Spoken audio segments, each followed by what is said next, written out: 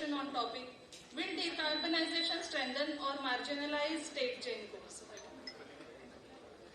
Every beautiful beginning deserves a moment of grace and divine blessings.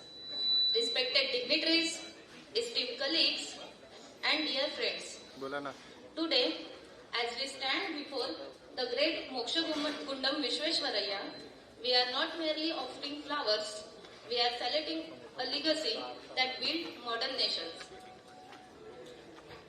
Sir Vishweshwaraya was a man of extraordinary vision, unmatched discipline. At times when the resources were scarce, his ideas were abundant. When the challenges were many, his determination was strong.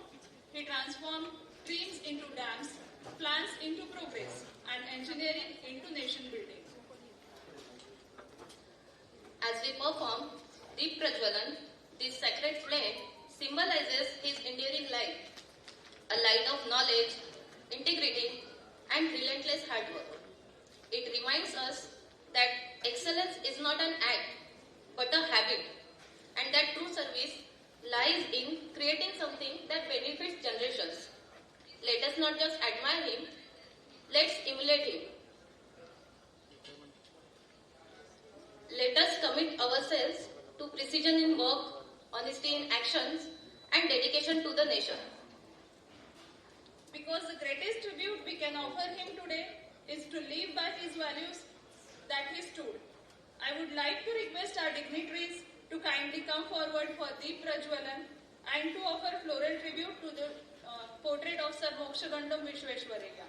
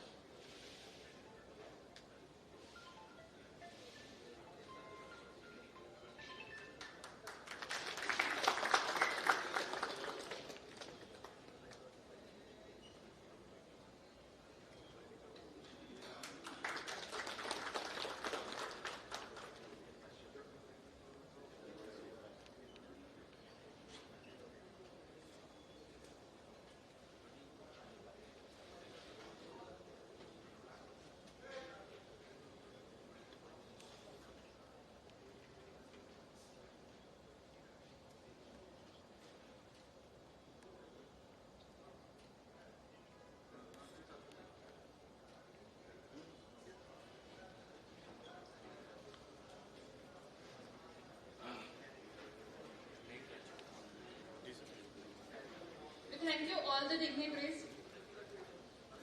Today, we have lighted this lamp. May this light shows us the path to the progress and determination. Now, I would like to request Shri Sheetal Bansari sir to elaborate today's event.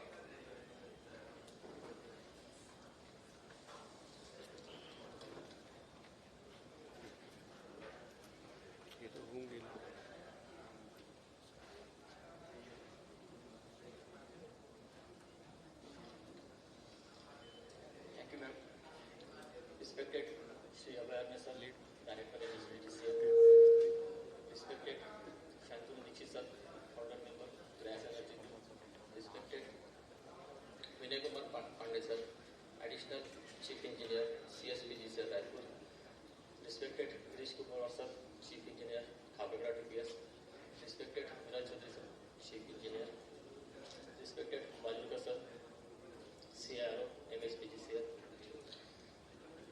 respected Mohan Sharma sir, respected past president Praveen Tirthagiri sir, Shishi Shetty sir of Graduate Education, respected viewers on YouTube and respected members of Graduate Engineers Association and my dear fellow engineers. Today, at annual general meeting of Graduate Engineers Association, I heartfelt welcome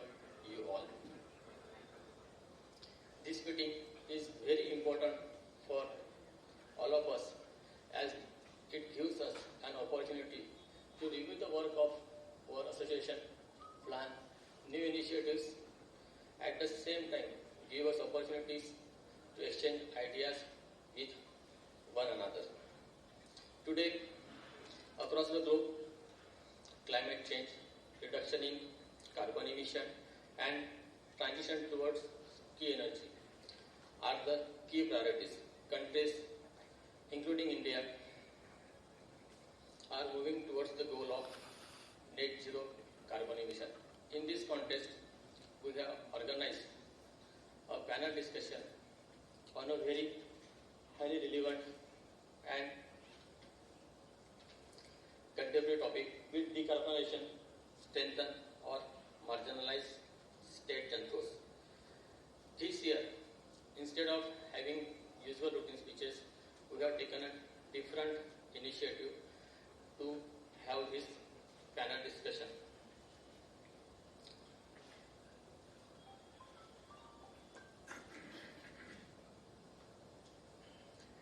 In the context of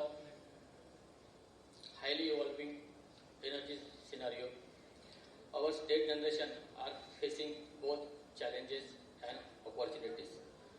Renewable energy sources like solar, hydro, and wind power are giving us opportunities. At the same time, coal-based thermal power generation stations are facing pressures.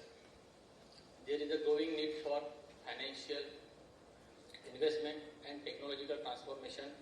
At the same time, operational policies and policy frameworks are also undergoing significant changes.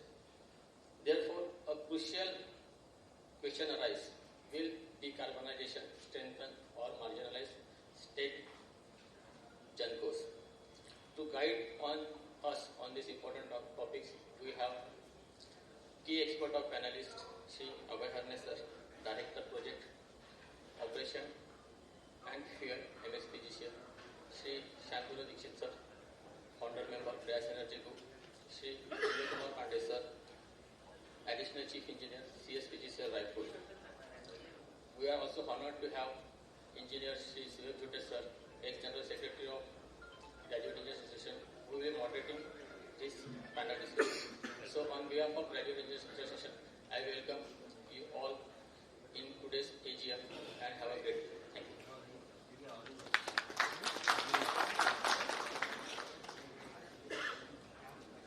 Thank you, sir. It seems that today's program is going to be very interesting. Great personalities don't just achieve success, they inspire others to achieve it as well.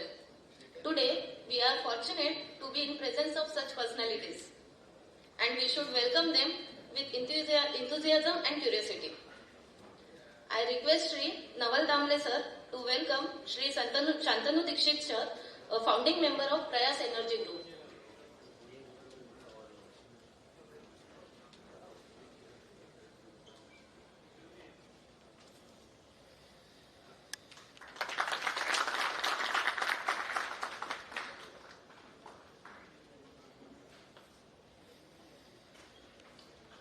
Thank you, sir. Now I request Sri Vijay Singh Rathod sir to welcome Sri Vinay Kumar Pandey sir, Additional Chief Engineer, Chhattisgarh State Electricity Board.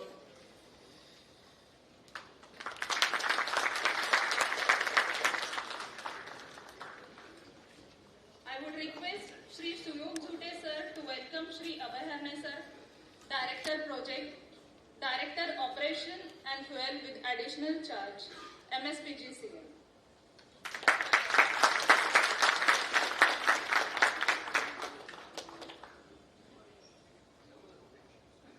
I would like to request Shri Arvind Singh sir to welcome Shri Suyog Jute sir, ex-GS GEA.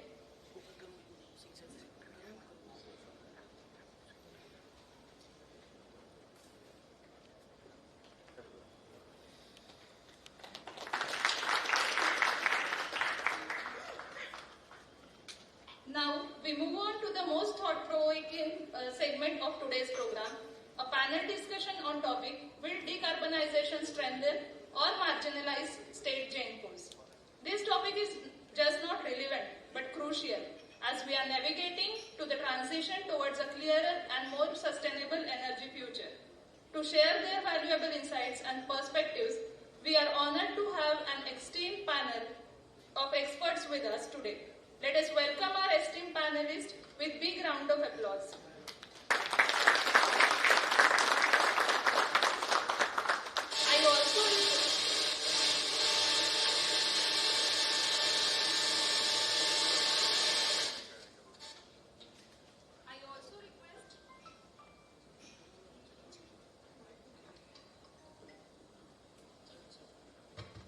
I also request our well-versed moderator, Shri Suyog Zute sir, to join the panel and steer this engaging discussion.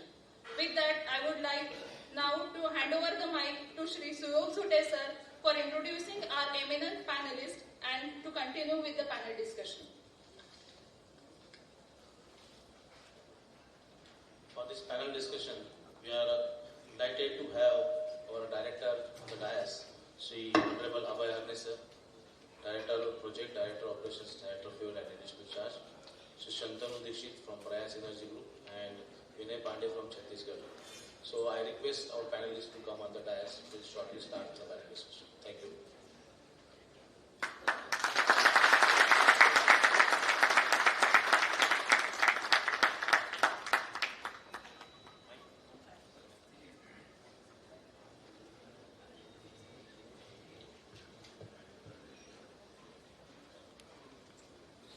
I request all viewers to keep your mobile in the silent phone or switch off it. With the permission of the panelists, we'll start the panel discussions. Thank you.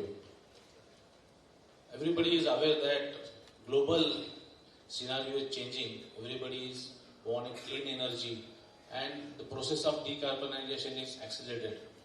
In India, we have a target to have a zero carbon emission by 2070. So, largely accelerated the process of addition of the renewable energy.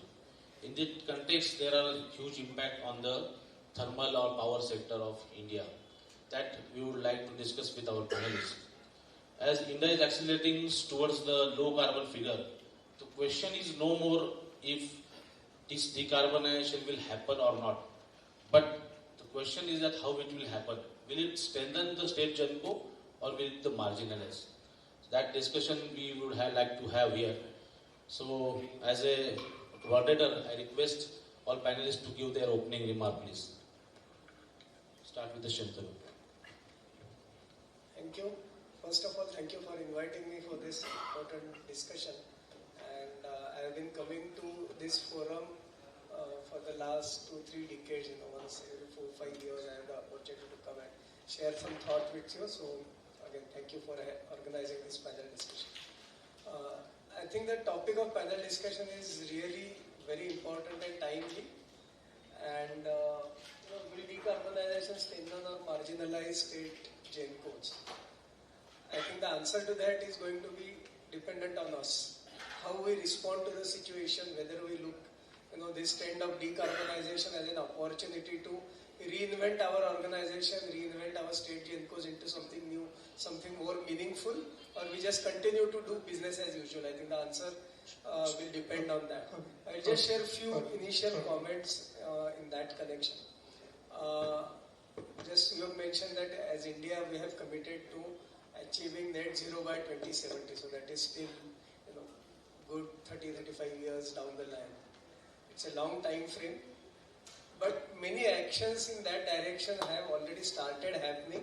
It will have very profound impact on state GENCOs, especially thermal GENCOs.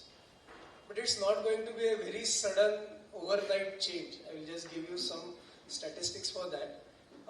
Many studies done by organizations, whether it is Prayas, we have done some long-term energy modeling done by international organizations like IEA, or by NITI Aayog, some recent reports about 2050 energy scenario. They all indicate that even after 20-25 years down the line, coal will be important for India's energy security. It's not going to be suddenly we are moving from coal-based system to no coal-based system. It's still going to be even 2 decades down the line, we'll still need about 20-25% of our energy resources to come from coal. So there is still, important role that coal-based generation has to play. But at the same time, the growth in the sector, growth in energy consumption and generation sources is largely going to come from renewable energy and energy storage. I'm not sure if how many of you had the opportunity to go through the renewable energy policy that Government of Maharashtra just released. There, Maharashtra has committed to reach 65% of renewable energy target by 2035, that is 10 years down the line. And to that extent, effectively all our new demand in the state will have to be met through renewable energy and energy storage solutions. What will happen to coal? As I said, even 2 decades down the line, coal will play important role, but the role of coal-based generation is going to change dramatically. Today, we are looking at coal as our base load generation, which will give nearly stable 24/7 electricity throughout the year. I think increasingly coal will have to play the role of being a more flexible generation. Coal will have to play a role of being more dispatchable and more reliable generating source. And maybe 10 years, 15 years down the line, primary contribution of coal in the energy system is going to be one of meeting our seasonal demand, because if you look at our demand patterns, our summer demand is going at a very rapid rate compared to our non-summer season demand. And that kind of seasonal storage, many studies have shown that at least in this transition period of next 2 decades or so, coal is going to play that very important role, because we have already made investment in our coal-based generation. Lot of our fixed cost of coal-based generation has already been recovered or will be recovered in the next few years. And then for seasonal generation, seasonal peaking plants, coal plants will play a very crucial role. So how we increase our flexibility, how we manage this role of being a seasonal storage capacity, and how as a GenCo we look at adopting more and more renewable and storage. I think these are the 3 areas where the future of generation companies is going to lie. Thank you. Thank you, Shantanu. Aruna sir.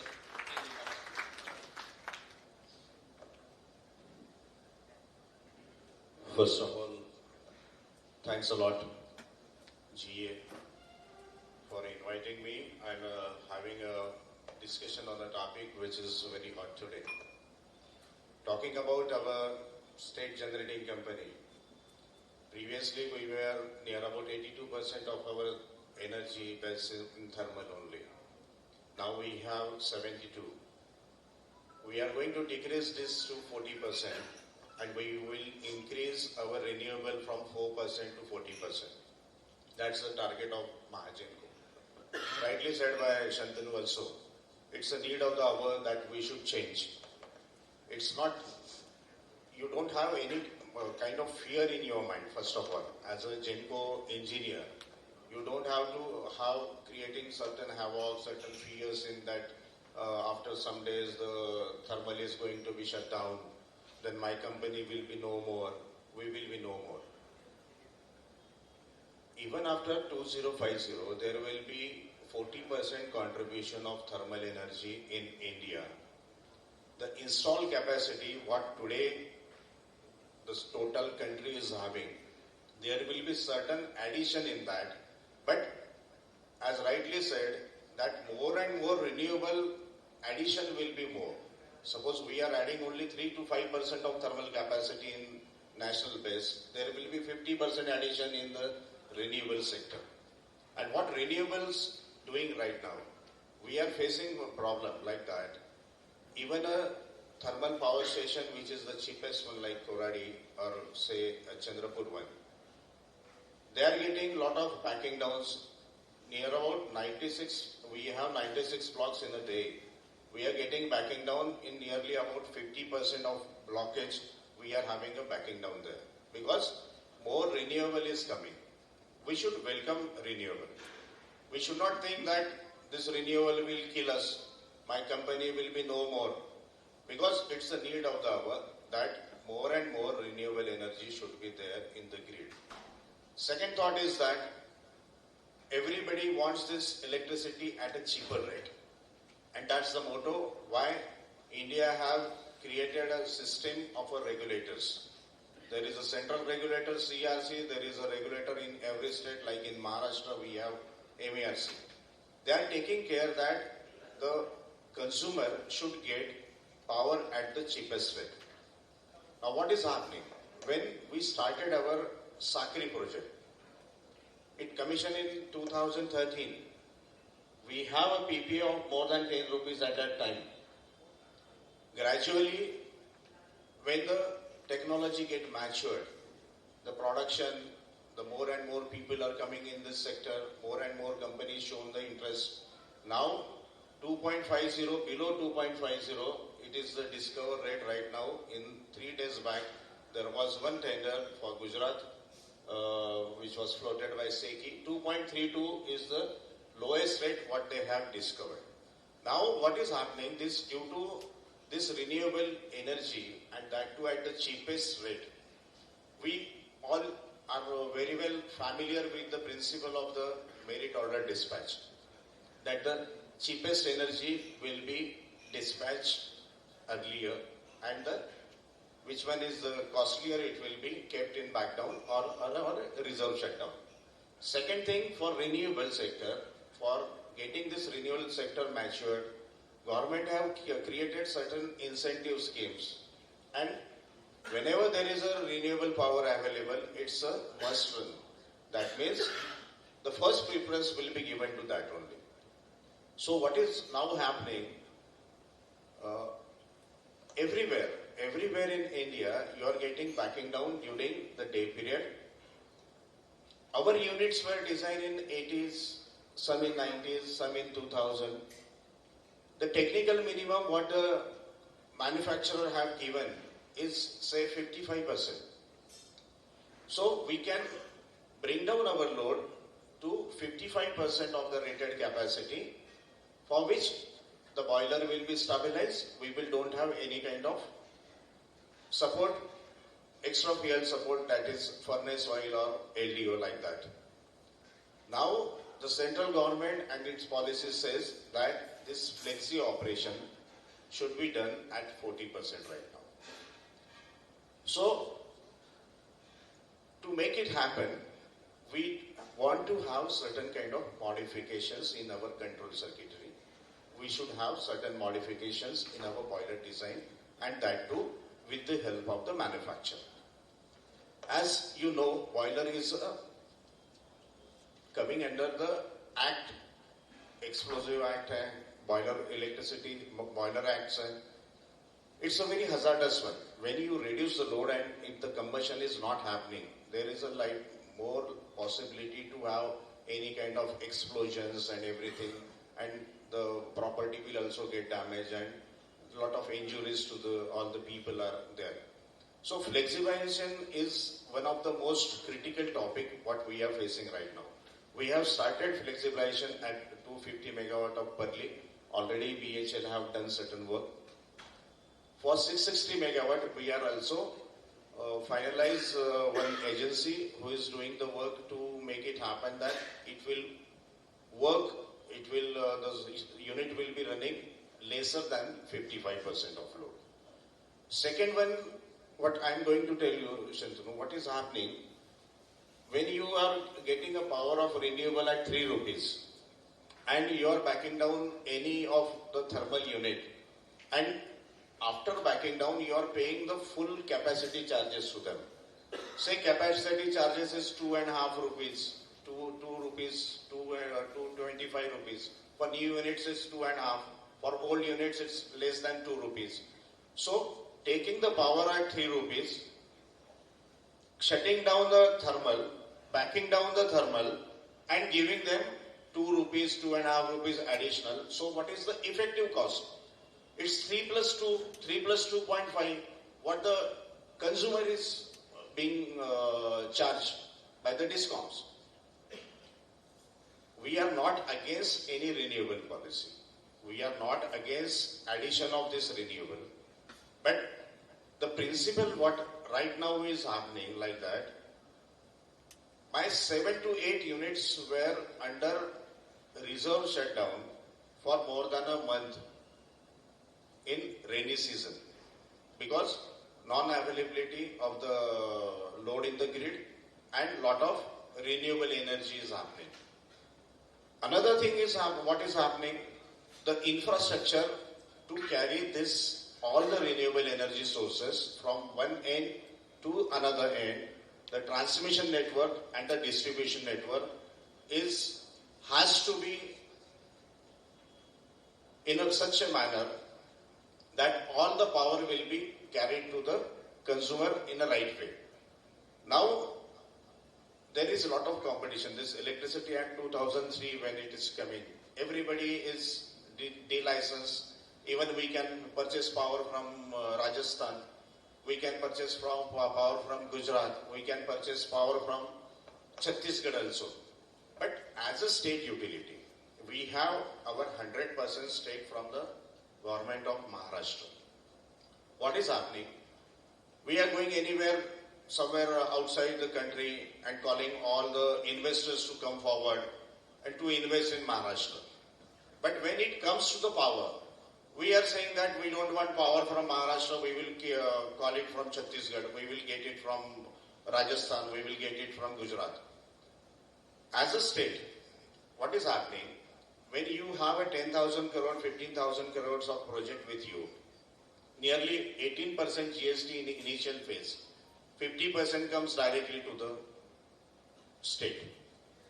If you run the plant for 25 years, whatever the GST you have been paying against every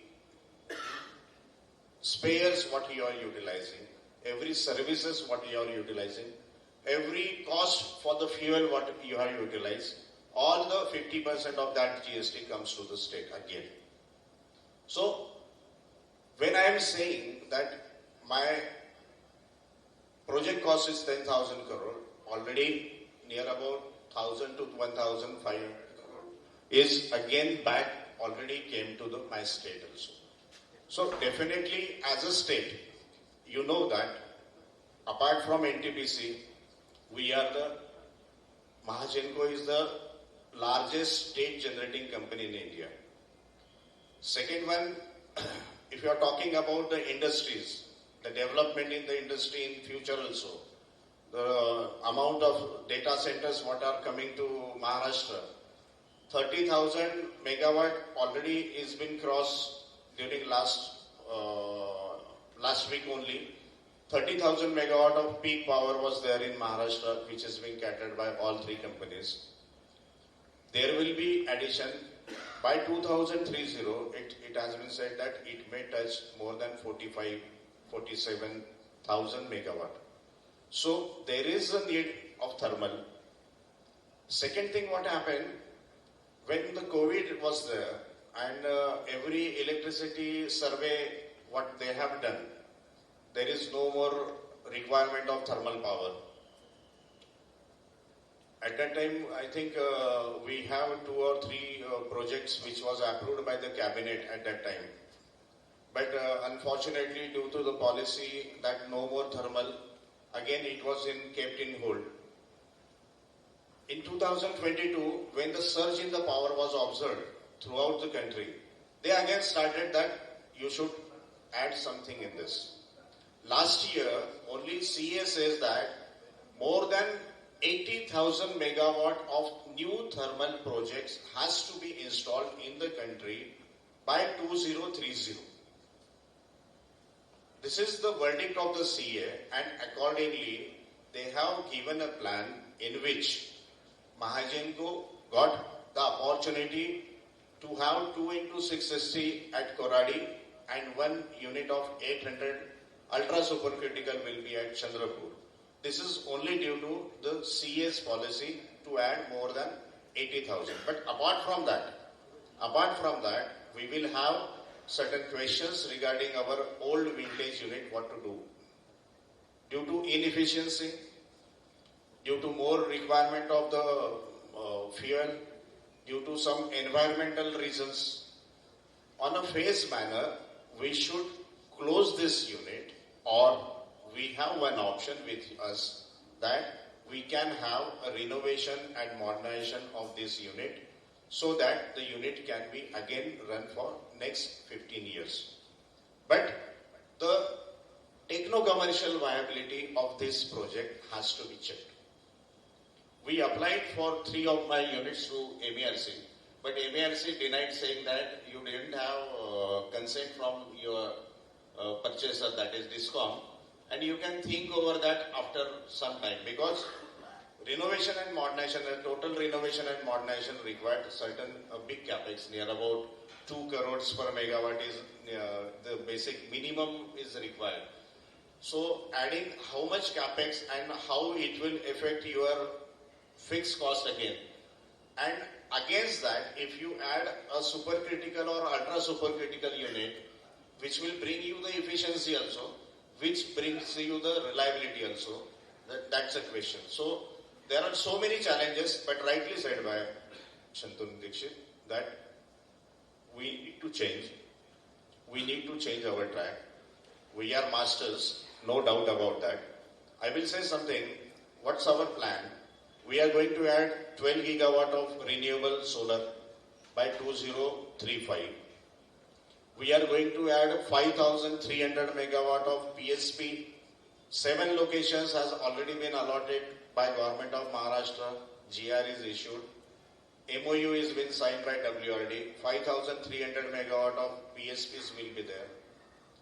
Along with Nuclear Power Corporation, 2 sites have already identified, and we may go. It's a long process, but we, in collaboration with Nuclear Power Corporation, we are thinking to have at least 2 units of nuclear that will be a clean energy, is a base load also, and a clean energy also.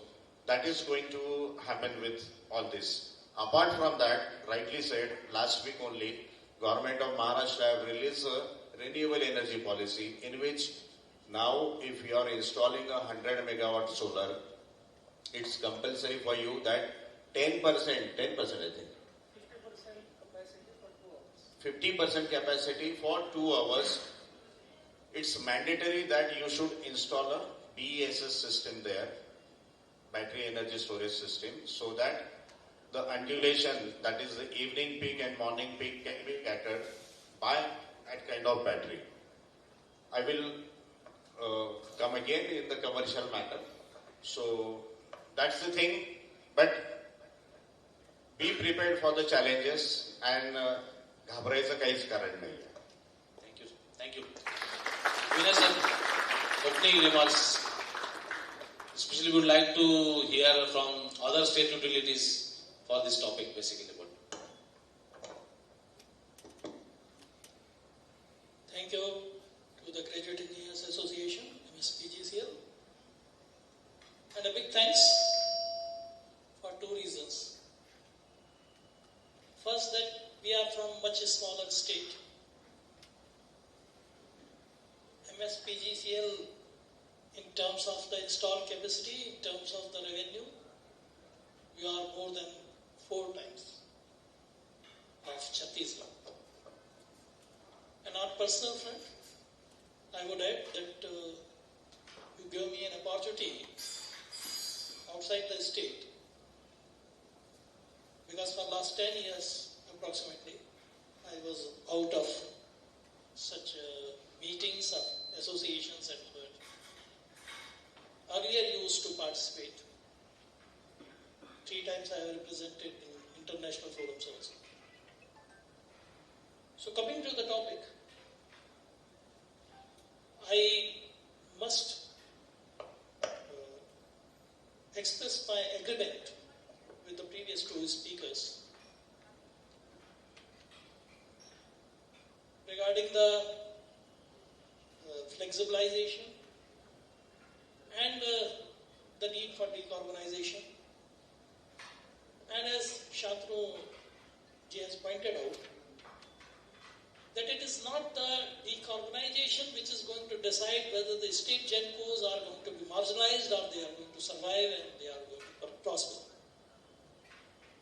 It will be our response, how we react to the situation. And as Director Sir has pointed out, that these 2 things are closely intertwined. This flexibilization, decarbonization, economics, reliability. And it reminds me that it is a case of classical oxymorons. In Chhattisgarh, people say Bhayankar Sundar. In Bengal they say Bhisham Mita. In regulatory parlance we say provisional true-up. It is a true-up, but it is provisional. So now we are in a scenario where we are looking for new technology at economical cost. We need the latest of the technology, we need the clean one, but we don't accept any tariff increase. So given these things, what strikes me, the first thing is the mindset. And for that, as has been pointed out, the change is something which we will have to accept, because there are only three certainties in life. The first certainty is death. The second is tax. And third one is the change. Rather, we can put it in reverse manner also. So it don't matter whether I am piloting a speedboat or whether I am piloting a Titanic. It is the way you react to the situation in the sea that decides whether you are going to sail or whether you are going to capsize. That situational awareness is critical for all the stakeholders. It is for the government, it is for the planners, it is for the regulators, it is for the utilities, it is for the top management, it is for the middle management, every employee. Yesterday, from 1 p.m. to 3 p.m., the power exchange rate was 1.98 paisa per unit. The power was trading at 1.98 paisa per unit. From 1.98 to 1.96. For 2 hours, it has failed to cross 2 paisa per unit benchmark. And the same day, I am not talking about the peak hours. In the morning, 5 to 5:15, the power rate was 2.91 rupees per unit. At 5 a.m. also, the dispatch was approximately 8,500 megawatt. And during this day hour, solar hour, the dispatch was again 8,000 to 9,000 megawatt for all the 8 blocks. So what changed? In the morning hours, the sale bid was approximately 9,800 megawatt. And in the solar hours, it was not less than 45,000 megawatt. So because the sale bid was too high, the rates came down so low, it crashed. Practically speaking, it has the negative consequences, 2 paisa per unit. So this is the situation we have to keep in mind. Even the biggest in the world, there was a company, Kodak, a camera company, that has gone out because they failed to keep that situational awareness.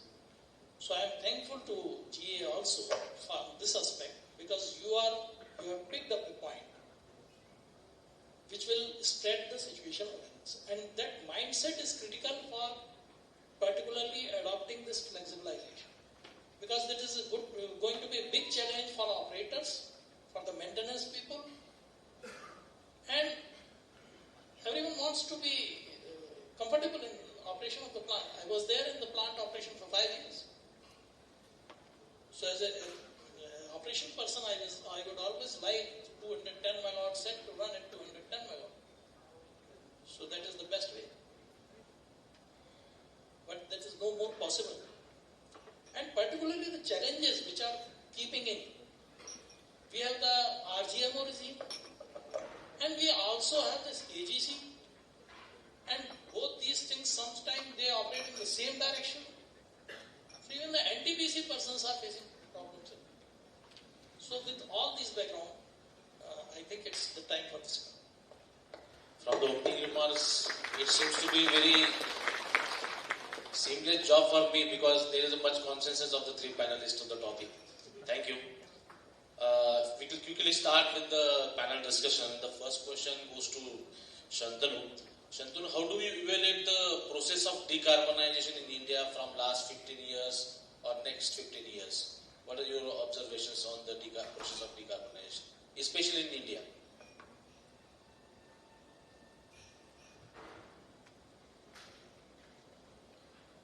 I would say let's talk about 18 years and 18 years because that really summarizes that journey of energy transition.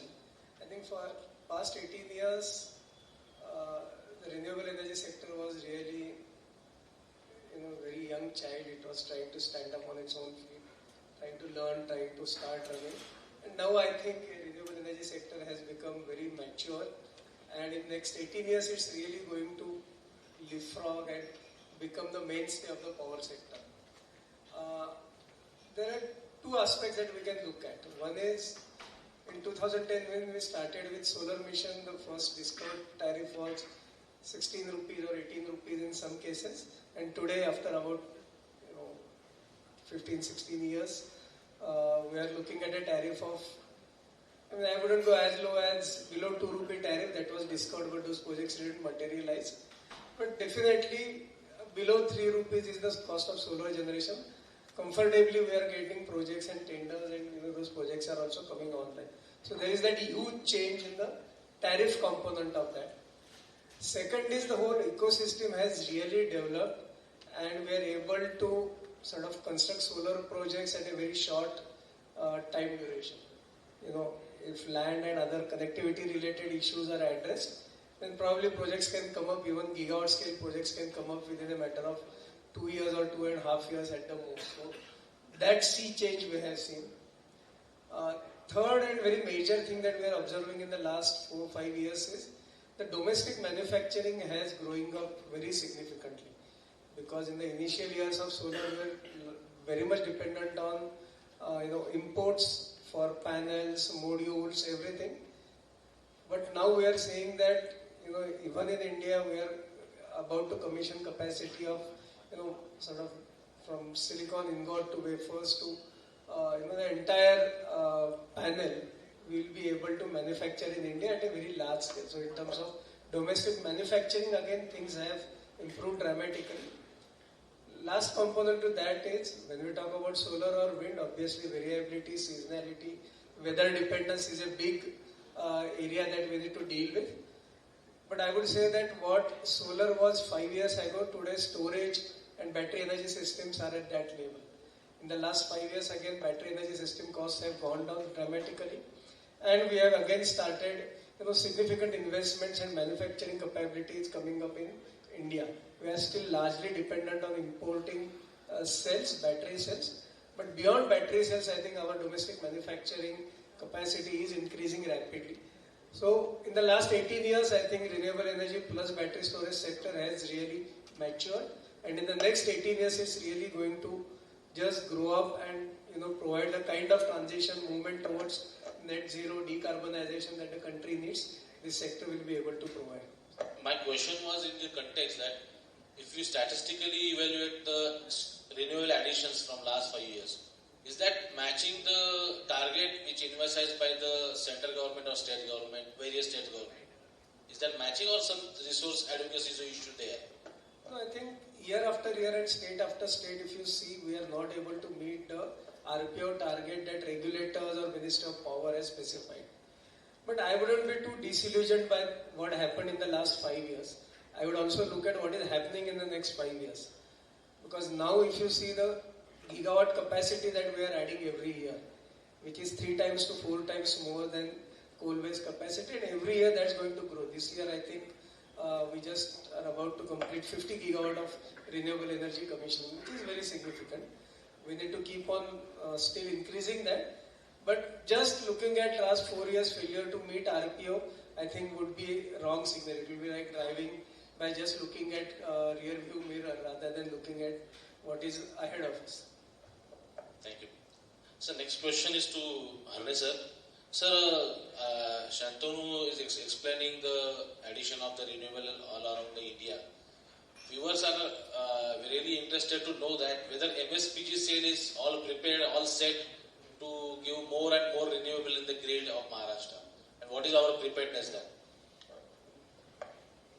As rightly said, India has a set target of having solar renewable energy to the tune of 500 gigawatt, out of which 200 gigawatt has already been commissioned. Last year, this last financial year was a great success for every state. Initially, what is happening, Rajasthan, Gujarat, and in some south, some Tamil Nadu or like that. Three states were doing very well, but apart from these three states, last year Maharashtra have done a very good achievements. Maharashtra have set a target of to add 30 gigawatt. Previously, 3 years back, we were having 184 megawatt of ground-mounted solar, out of which near about 125 megawatt at a single place in Sakri, Shivajinagar, Dhulia. From 184, we have reached to 900 today, as on today. The projects under commissioning where the work is going on is near about 1,500. And in tendering in pipeline, another 500. We have a target from this financial year 2026-27 to 2030. In this particular year, we are going to add 1.5 gigawatt per year as a target for Mahagenco for ground-mounted solar systems. Okay. So, yeah. Statistics is also very interesting. This year, or maybe in just next 2 to 3 months, Maharashtra alone will complete 5,000 megawatts of rooftop. Behind the meter, either projects coming up as captive or open access or rooftop. So that just to give you the scale, and about 70% of this capacity has come up in the last 3 years. Outside the PPA model. Yes. Vinay sir, the two panelists have discussed about their renewable energy perspective. So what are the development on the other state, especially in Chhattisgarh, where it is known for the power hub to the thermal units? Are they really inclined to add renewable energy? What are the developments on other states, like in the northern area basically? Because in renewable context also there is a north-south divide in India. So what is your perspective in that regard? Regarding Chhattisgarh, first I would comment that Chhattisgarh and CSPGCL both have two different approaches. Chhattisgarh as a state, we are going for a large scale storage schemes. Actually, 5 projects of 1200 megawatt each, PSPs. For that, the JV has been signed. CSPGCL is the minor partner. 2 are with NTPC and VBM, and then NTPC Green, and 1 is with THDC, 1 is with SJVN, and 1 we are going to do ourselves. But as far as North is concerned, Rajasthan, Gujarat, everyone knows that huge solar parks have. But unlike the first round, where everything was on the same page, I would just point out there are difficulties. And there are complications we see from the regulatory perspective, from the economic perspective. The transmission cost has gone up.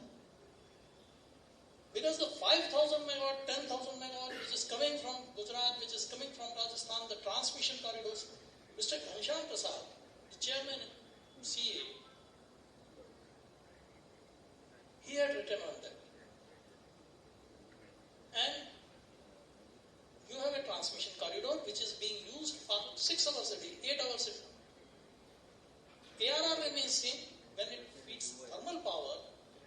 its power throughout the 24 hours. So per unit transmission cost, which was typically 40 paisa per unit, that has gone to 150 rupees, 1.5 rupees per unit. That has to be added. And in many of the states, including Chhattisgarh, we had the policy that number of solar generators were given free access. My personal view is, even this rooftop, that will have to be taken care of, because power is very much price sensitive. Just the first round I discussed that. In the developed countries, the net metering, how it operates? It operates in terms of revenue. If I go to a seller and I offer him that you keep 10 kg tomato today, when the tomato price is 5 rupees per kg, and I will come back, I will take that same tomato when the prices will be 60 rupees. No one is going to agree. So whether it should be in terms of the units net metering or whether it should be in terms of rupees, that itself will inspire people to go for the individual storages. Again, there is a lot to be done regarding the EV charging. China has done it. The corporate should be encouraged. The companies should be encouraged. The plazas should be encouraged. That in the day hours, the EV charging rate. Last year we had the TOD in the EV charging, but that was to the extent of 5%. The new policy which the government of India has come up with, up to 12th April, anyone can submit the comments on that. That says that it should be minimum 20%. But I think for EV charging, it should go at least 50%. In the daytime, I can say that EV charging power I will supply at 2 rupees per unit. And if you charge your EV after 5:30, after 5, it may be 10 rupees, 15 rupees. By that way, you can use that EV vehicles as a distributed BESS. So these things need to be evolved. And just one more thing I would like to add. We don't want any shock in the frequency. We don't want any shock in the tariff. But we have ample shocks in the policy. On 7th December 2015, this whole mechanism of MOEFCC, NOx, SOx, everything came up. It took 2 years for MOEFCC to recognize that there is no technology whatsoever it may be to tackle with the mercury.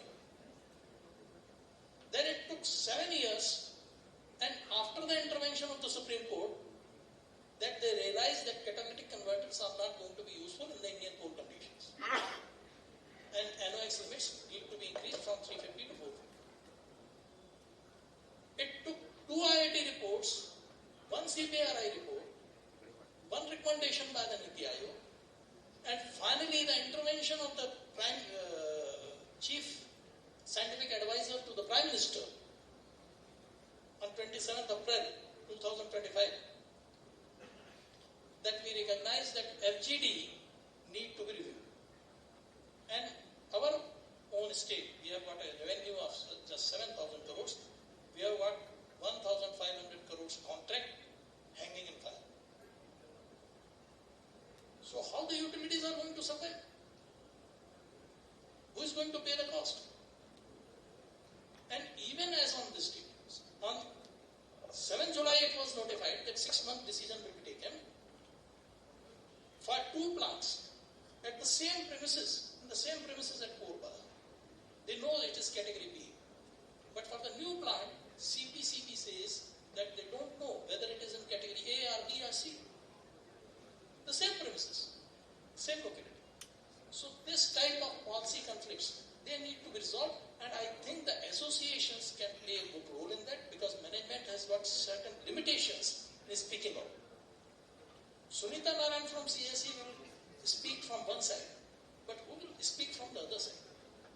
So, first thing, we must be aware, we must be logical, we must accept what should be accepted, and we must present the things in a very competent manner, constructive manner, in a logical manner, and it always helps.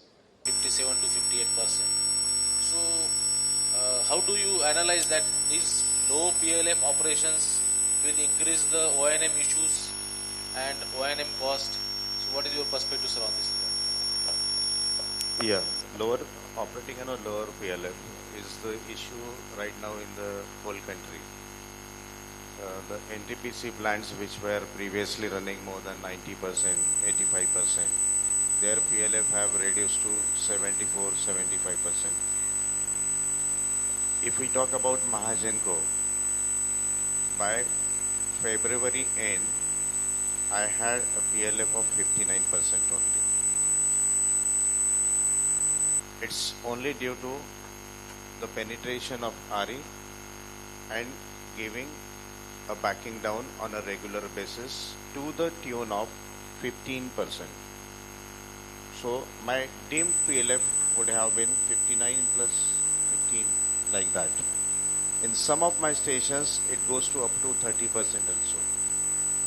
So this is the really a question in everyone's mind, that we are going to install a 660 megawatt supercritical unit with a higher cost, with a good technology, good efficiency. It operates on both. It's on supercritical also and on critical also.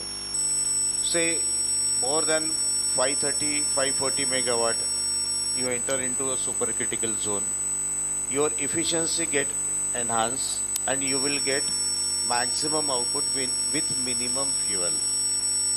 What is happening right now, my technical minimum for this 660 megawatt, say 380, 390 megawatt, like that. So I want to reduce this load and I am making that supercritical unit a critical, subcritical unit like, and I am running on that. So the efficiency loss. Second one, when the boiler is being designed, suppose Coradi's boiler 660 megawatt.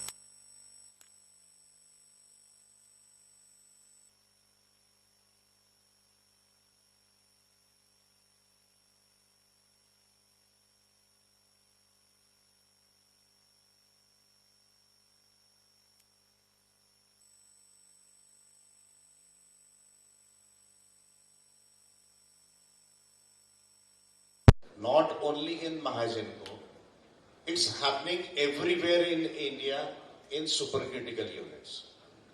Say unit of Nava, say unit of NTPC also, every state utility also.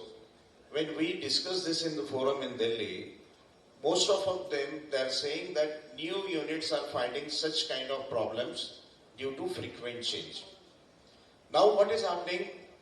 The grid is demanding certain things from me as a generator, and that too at a later stage.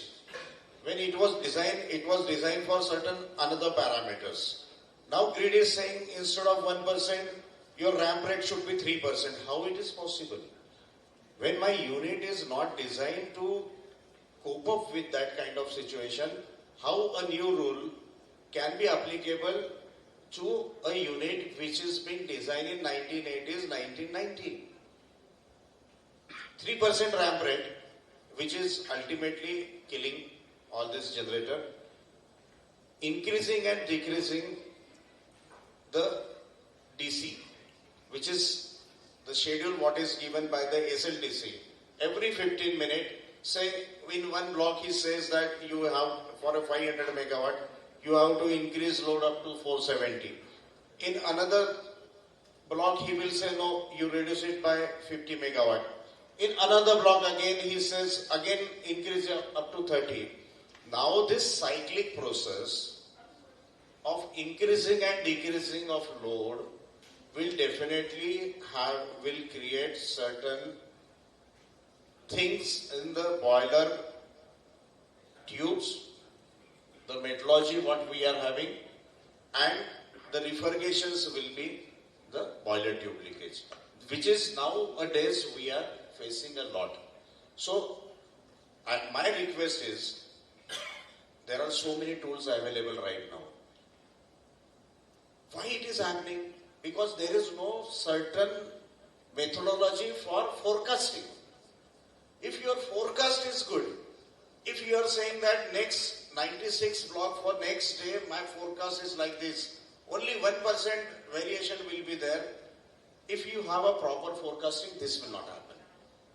This is only due to you have a poor forecasting, and there is a lot of dip, 3000 megawatt down again. Again another day it is 3000 megawatt above. What will be the environmental condition in different parts of the state? What are the requirement of the industry? How the radiation will be there in next day in state of Maharashtra? So that what will be the CUF? How much renewable penetration will be there? So if forecasting will be good, then we will not find such kind of difficulty in managing this. Right, sir, because in operation also we are facing many issues regarding the scheduling of the power generations. Shantanu, as sir said that O&M issues has been increased, it will certainly impact on the O&M cost. And in that regard, what is your opinion about the financial viabilities? Because state GENCOs are not that financial rich. They always depend on their repair and maintenance cost approved by the regulators, concerned regulators. So how do you analyze the financial viability of state GENCOs when these O&M issues are increased? And do you see some changes in the regulatory regimes as far as these changes are, or as far as this impact on the state GENCOs? Very important issue, and actually it goes to the heart of power system planning and operation. Now, from power system, from a state's perspective and consumer's perspective, what we need is, I would call it as optimum cost of power. I won't call it low cost or anything, because every sort of objective we have will have some optimum cost. At the same time, as power sector professionals and planners, our responsibility is not just to optimize the cost, but also ensure that environmental impact of power generation is also optimized and reduced to the extent possible. Now, when we try to balance both these aspects, there will be certain implications for each power generation technology and generators.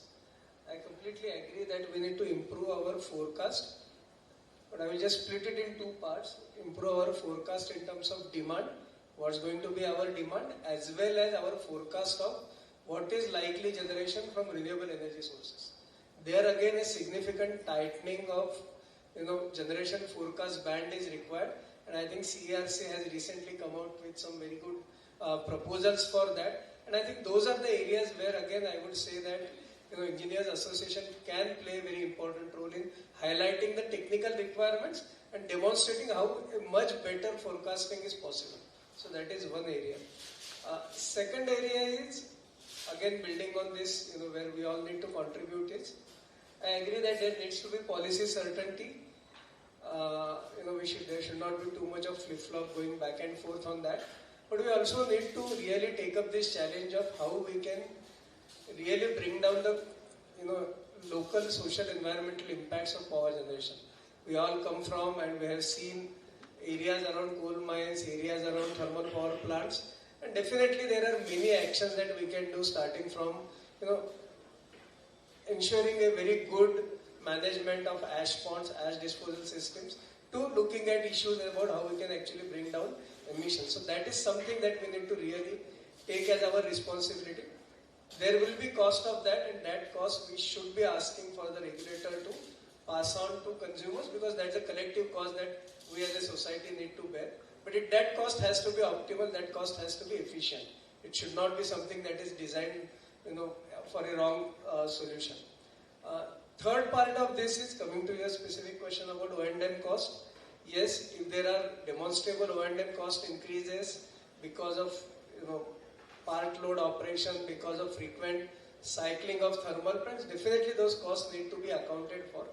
And there actually I will go forward and say that when we are designing new plants, when we are looking at R&M of old plants, we need to keep this in our mind and as one of our design parameter, that for the next 20 years, coal's primary role is going to depend significantly on the flexibilization that coal plants can offer. Because then only we will avoid these problems at least going forward. If we are designing new plants, let's design them to be with that perspective in mind that they need to operate in a more flexible manner. Probably they need to operate on 2-shift operation 10 years, 15 years down the line. The cost may be little more, but as a collective, as a system cost, that might be a better option in terms of optimization of costs. Third thing is,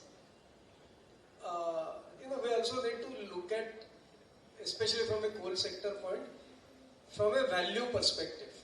And as I just mentioned, that during daytime probably the exchanges are giving power at 2 rupees or at some rare days as of now, but which might become more frequent going forward at less than 1 rupee 50 paise per unit, etc.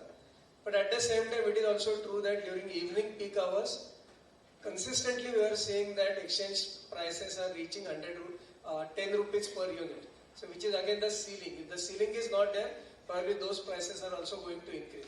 So what does this tell us? A generation which is able to meet evening peak demand, generation which is able to meet summer high demands has a higher value.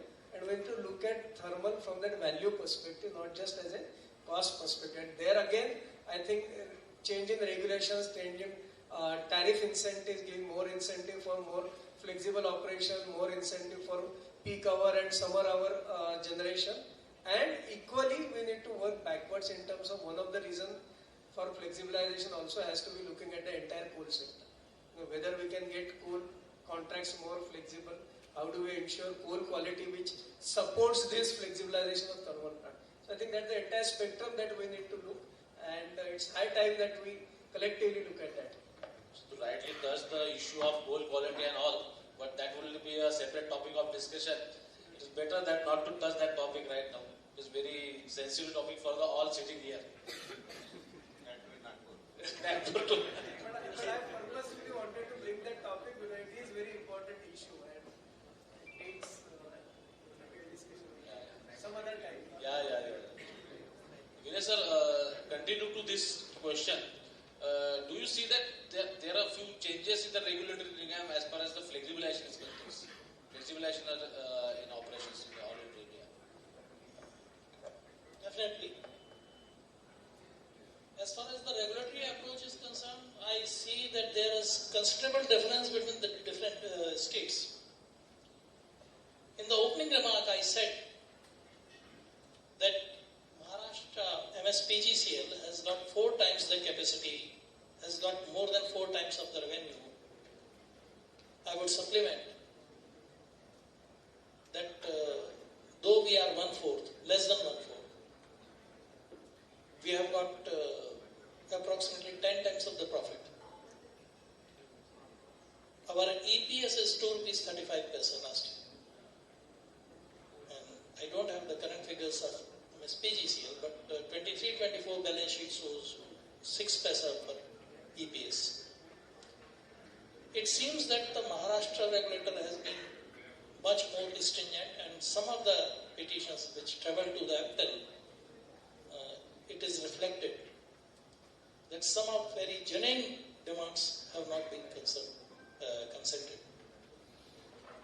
One pleading I always advocated that sometimes what happens that when the problem comes, then we start deliberation and then we come out with a solution. Just as Sir has pointed out, that there is a continuous change in the law. Any change in a base load station that leads to higher auxiliary consumption and the higher SHR, that is inevitable. Now that was first recognized in the SBD, the 4th amendment to the IGC that was brought, as far as I remember, 6th April 2014. But then it took a lot of time to be incorporated in the regulations. So IPP got that benefit. But CRC regulation finally integrated that compensation mechanism in the 2024 regulation. Now, what will happen when you file a true-up for 23-24 or 24-25? The regulators say that we will go by the rule. The law is prospective because it was not there in the regulation. So we are not going to allow you the compensation. It has come up in the next regulation, so next year onward we will allow. My argument has been that there is a difference between the legislative law and the laws of science. Legislative law is evolving in nature. So the moment it comes up, you change the franchising age. Instead of 21, you say that at the age of 18, a person can vote. It will have perspective. But the laws of science are not evolved, they are discovered. Apple used to fall down even when there was no law of gravitation. It is not that the moment I discovered the law of gravitation, then only the apple will fall down. There was a law which said that the earth is a stationary sun revolves. So at that point of time, the punishment awarded to Galileo was correct. But what will happen if the review petition comes today? Whether we will say that we will hold by that penalty, the punishment. So that openness has to be there in the regulatory regime, and that needs to be incorporated so that, as Shantanu sir has pointed out, that everyone has to go for the what is in the interest of all the stakeholders, which is there in the preamble of the electricity. That should be the driving force, and it should not be the contention that whatever mechanism, by whatever way, we can bring down the tariff. That is the ultimate objective. Because bringing down the tariff in an artificial manner hurts the consumer in the long run. Friends, from last 15 minutes we are discussing this topic. We are next to close this panel discussion. I request everybody to be ready with their questions. We'll select only 3 to 4 questions for the panel, and then the panel discussion will be closed. For the final discussions, Abhay sir, what are the opportunities as far as this topic is concerned to the state Gencos? We'll discuss opportunity and threat. What are the opportunities as far as this topic is concerned? There are a lot of opportunities for the state because as per the central government and state government, there are so many targets given for RE integration in the system. We had been given a target to install ground-mounted solar. We have been given a target to install pump storage unit also. Then BESS. For nuclear energy, there is a verdict from state government. Also the new act which is being passed in the parliament, the Shanti Act, which gives that all the stakeholders also, state company also, in collaboration with NPCIL can go ahead. That is a good opportunity in front of us. Next thing is the flexi operation. I think many of our plant operators, they are very much comfortable to operate their unit at a very low level. When we thought about this operating at 55%, less than 55%, we got certain thoughts from the NTPC that their operators were not comfortable because they already are running their units at full capacity always. So, and due to certain problems, say inferior coal quality, fuel or something, many times we used to operate on a partial load. So the fear is not there in the mind of the Mahagenco engineers. But I think there are so many opportunities. You should come forward, grab the new technology, what is happening, and be ready for the challenges in front of you. Thermal will be there. Don't think that thermal plants will be getting close, but you have to run this thermal plant in a different manner. That's the new challenges what you will face in coming days. Vinay sir, what are the threats as far as this topic is concerned to the state chamber? As Shantanu sir has pointed out in the opening remark, it will be our ability how we tackle it. And I would like to suggest 2-3 things, particularly on the association front, because I had been associated with the Engineers Association for a long period. For 5 years, I was the General Secretary of MP Electricity Board Engineers Association. And from 2009, I decided that I will not hold any post. And at present also, I am the editor of the All India Power Engineering Federation, AIPF Times. So we have to move towards capacity building of our engineers. If possible, every association must move. We can have very part-time sessions, small sessions. But in this complex situation, there is a difference between the complex situation and the complicated situation. One is like chess, where after 20 moves, you can have n number of boards open. After 30 moves, you are playing a new game which has not been played earlier. The one is like a snooker.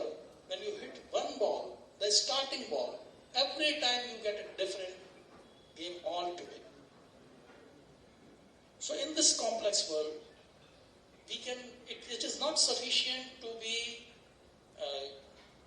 perfect in your domain knowledge. We need to have some additional icing on the cake. So if we can conduct a session, law for the non-legal professionals, finance for the non-finance persons, and that will increase the situational awareness.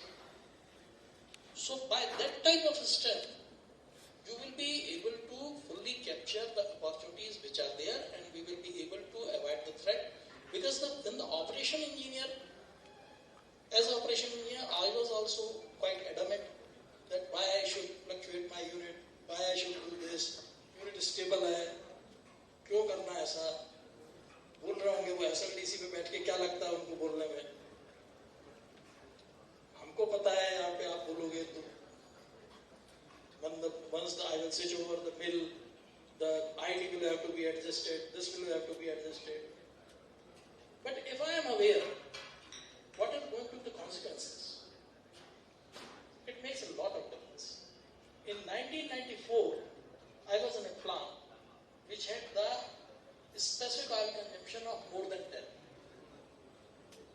And no one objected at that point of time. But then a incentive scheme was brought in. It said that if you save oil, so whatever will be the savings in comparison to last year's performance, 10% of that will go to the employees.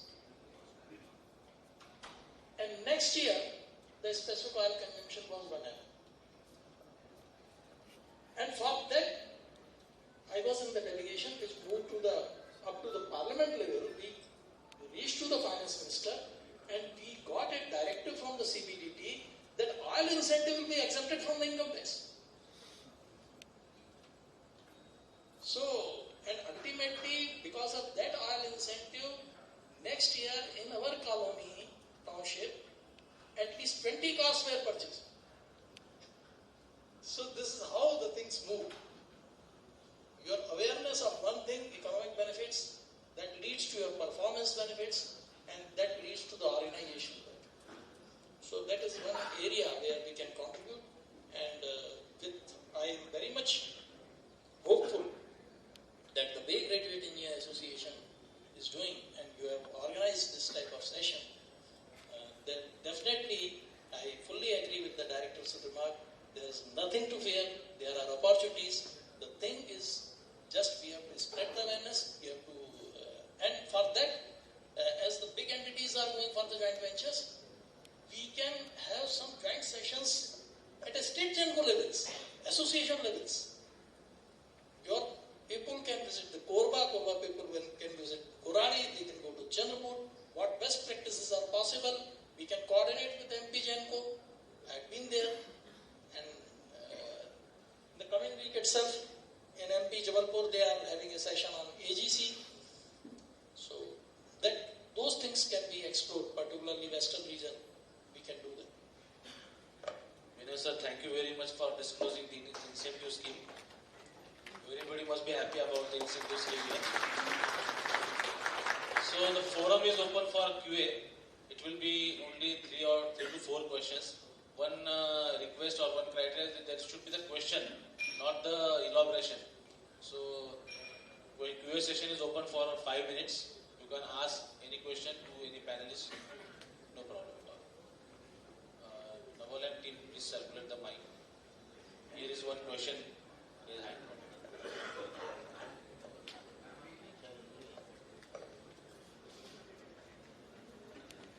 Good morning, sir.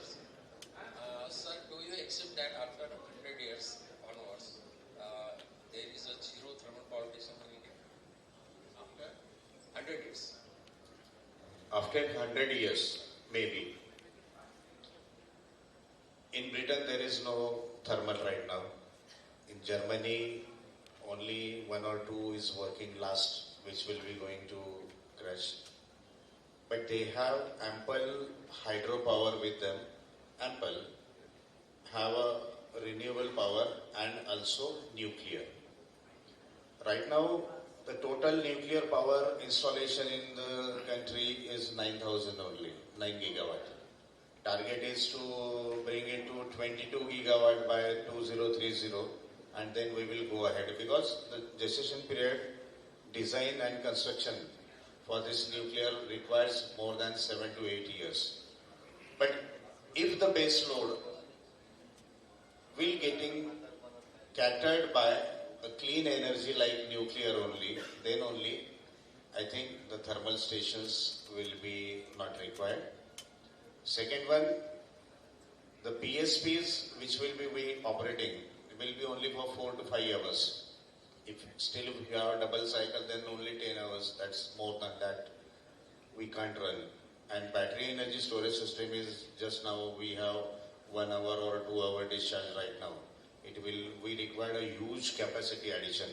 So I think lesser number of thermals will be added. Due to aging effect, some of the thermals will get divided from the system. But zero, I can't say. Yes, thank you, sir. My another question is Government of India is planning according to this forecast? Yeah. So it is very essential for... Government of India have already given that by 2070, we will have a carbon neutral country.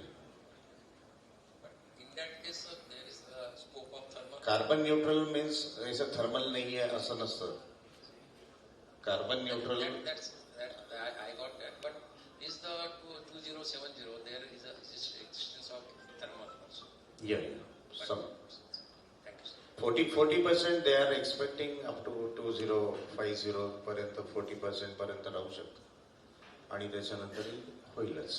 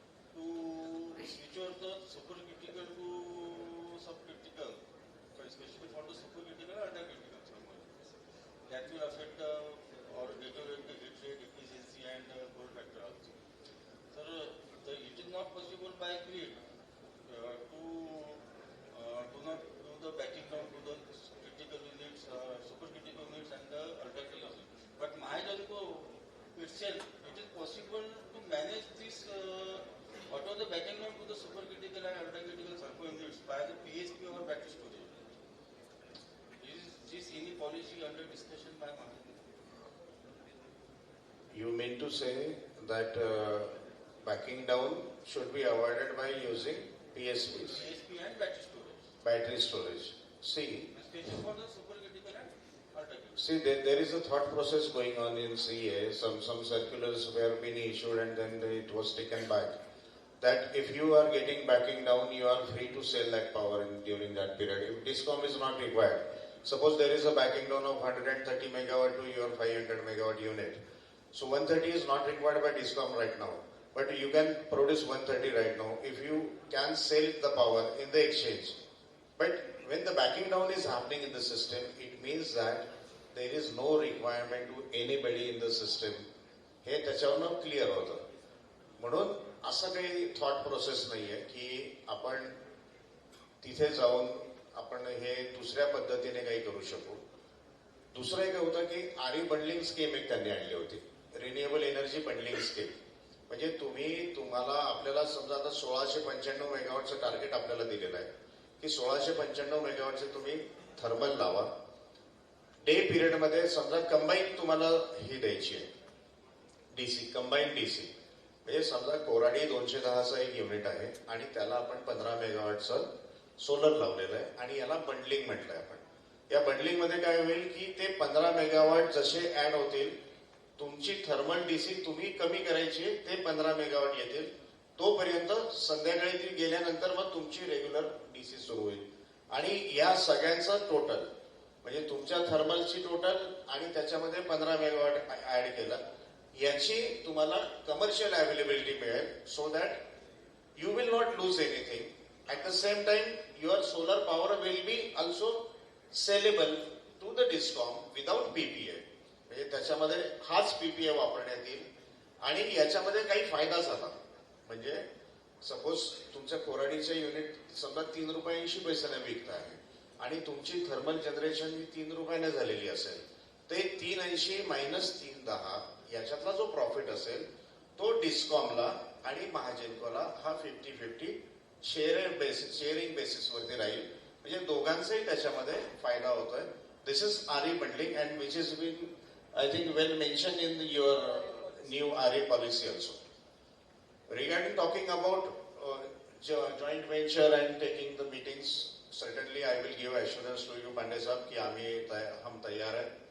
कितनी भी अलग अलग topic के ऊपर और virtual manner में होगा तो भी कोई दिक्कत नहीं है.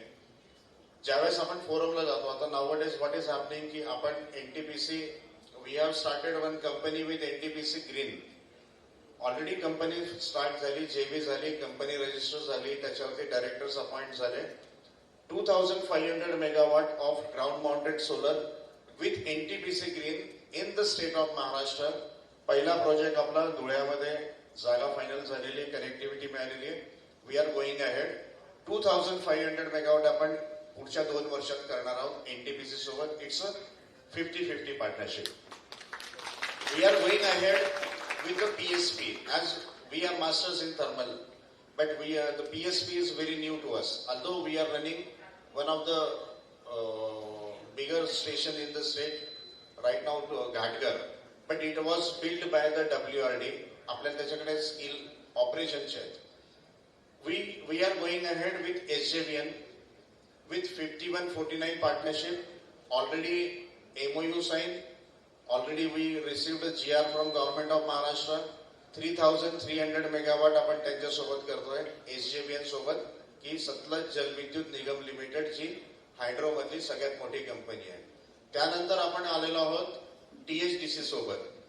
टेहरी हायड्रो जी कंपनी आहे तिच्यासोबत आपण जेबी केलेला आहे. जवळपास 1900 मेगावॉटचे पीएसपी आपण टीएचडीसी सोबत करणार आहोत, तेही आपल्या स्टेटमध्ये. आपल्याला तेवढी आपली बॅलन्स शीट चांगली नसल्यामुळे आपल्याला थोडा प्रॉब्लेम कॅपेक्स इन्फ्युजनचा येतो. जेणेकरून आपल्या याच्यात इक्विटी पार्टनरशिप आपण घेतल्यानंतर आपली इक्विटी थोडी कमी राहील, पण आपल्याला काहीतरी नवीन करायचं बिकॉज इट्स अ स्टेटमध्ये आपल्या कंपनी येणार आहेत म्हणून आपण हे सगळं करतोय. एनपीसीएलची आपण ऑलरेडी एमओयू केलेला आहे. We are in a further process to form a JV, ज्याच्यामध्ये 2 ठिकाणी आपण सर्वे सुद्धा झालेला आहे, पण अजून तो प्रिलिमिनरी स्टेज असल्यामुळे आपण पुढे डिक्लेअर करत नाहीये. जोपर्यंत तो कम्प्लीट होत नाही त्यानंतर आपण त्यांच्या सोबतमध्ये सगळ्यात आधी करतोय. We have already identified 15 engineers from our new batches which is recently join, आणि त्यांना पुढच्या वर्षी आम्ही 1 वर्षासाठी BRC ला ट्रेनिंगला पाठवतोय. So my new engineers will get train. 1 वर्षाचं ट्रेनिंग त्यांना पूर्ण त्यांच्या शिफ्टमध्ये ऑपरेट करून, so he will be acquainted with the nuclear also, because आमच्याकडे न्यूक्लिअरवाला असं कोणी एक्सपर्टीज आमच्याकडे नसल्यामुळे ते आम्ही करतोय. दुसरी एक महत्वाची गोष्ट मी थर्मलमध्ये म्हणेल की व्हॉट इज हॅपनिंग की 660 मेगावॉटच्या खाली कोणी युनिट टाकू नये असं एक CAचं फरमान होतं. मला वाटतं ते थोडं विचार करण्यासारखं आता आहे, कारण की आपल्याला आता सारखं अपडाऊन करताना एक 300 मेगावॉट वगैरेचं जर युनिट असेल 270, 250, 300, तर ते आपल्याला स्टार्ट आणि हे करण्यासाठी थोडंसं चांगलं नाही, तर त्याबाबत थॉट प्रोसेस सुरू आहे. दुसरी एक चांगली गोष्ट अशी झालेली आहे थर्मलमध्ये, मी म्हणेल की नाशिक विभागामध्ये आपले जे युनिट्स आहेत नाशिकचे, त्याला 44, 42 आणि 41 इतके जुने युनिट्स आहेत. आपण आणि NTPC या दोघांनी मिळून 50% जॉईंट व्हेंचर कंपनी करून NCLT मध्ये असलेला रतन इंडियाचा 1350 मेगावॉटचा 270x5 हा आपण बिडिंग करून आपल्याकडे घेतलेला आहे. आपल्याला ऑर्डर मिळालेली आहे, कंपनी फॉर्म झाली आहे आणि मागच्या 25 तारखेला त्याचा ताबा सुद्धा आपल्याकडे आला आहे. This will strengthen the Nashik grid also, कारण की आपल्याला जुन्या युनिटला RNMच्या परमिशन्स असल्यामुळे आपल्याला तिथे काहीतरी आपल्याला पाहिजे होतं. दिस 270x5 मेगावॉट तिथे आपण करतोय. Most of the people applied for the same. आपण इंटरनल नोटिफिकेशन काढलं होतं आणि बऱ्याच लोकांनी अप्लाय केलं आणि त्यांचं पोस्टिंग सुद्धा मला वाटतं या 4-5 दिवसात आलं पण आहे. तर तो पण आपण चालू करणार आहे. 2 युनिट आपण 8 महिन्यात चालू करणार आहे, उरलेले 3 युनिट आपण 2 वर्षात चालू करणार आहे. तर तो आपल्याला एक चांगल्या रीतीने अजून 1350 मेगावॉट आपली ऍडिशन याच्यामध्ये होणार. पण याच्यानंतर बाकी याच्या पुढे फक्त रिन्युएबल एनर्जी आणि PSP याच्यामध्येच आपण जाणार. One more question only. Yes. Particularly, I would congratulate on this Nasik project, because for last more than 6 months, every week I am compiling the power sector news throughout India, and it is probably the only project which the NTPC in the bid has outsmarted Adani and JSW, and that was only with the collaboration with MSPGCL. Clap for that. That's big. That's big. One more question, Raj Tiwari.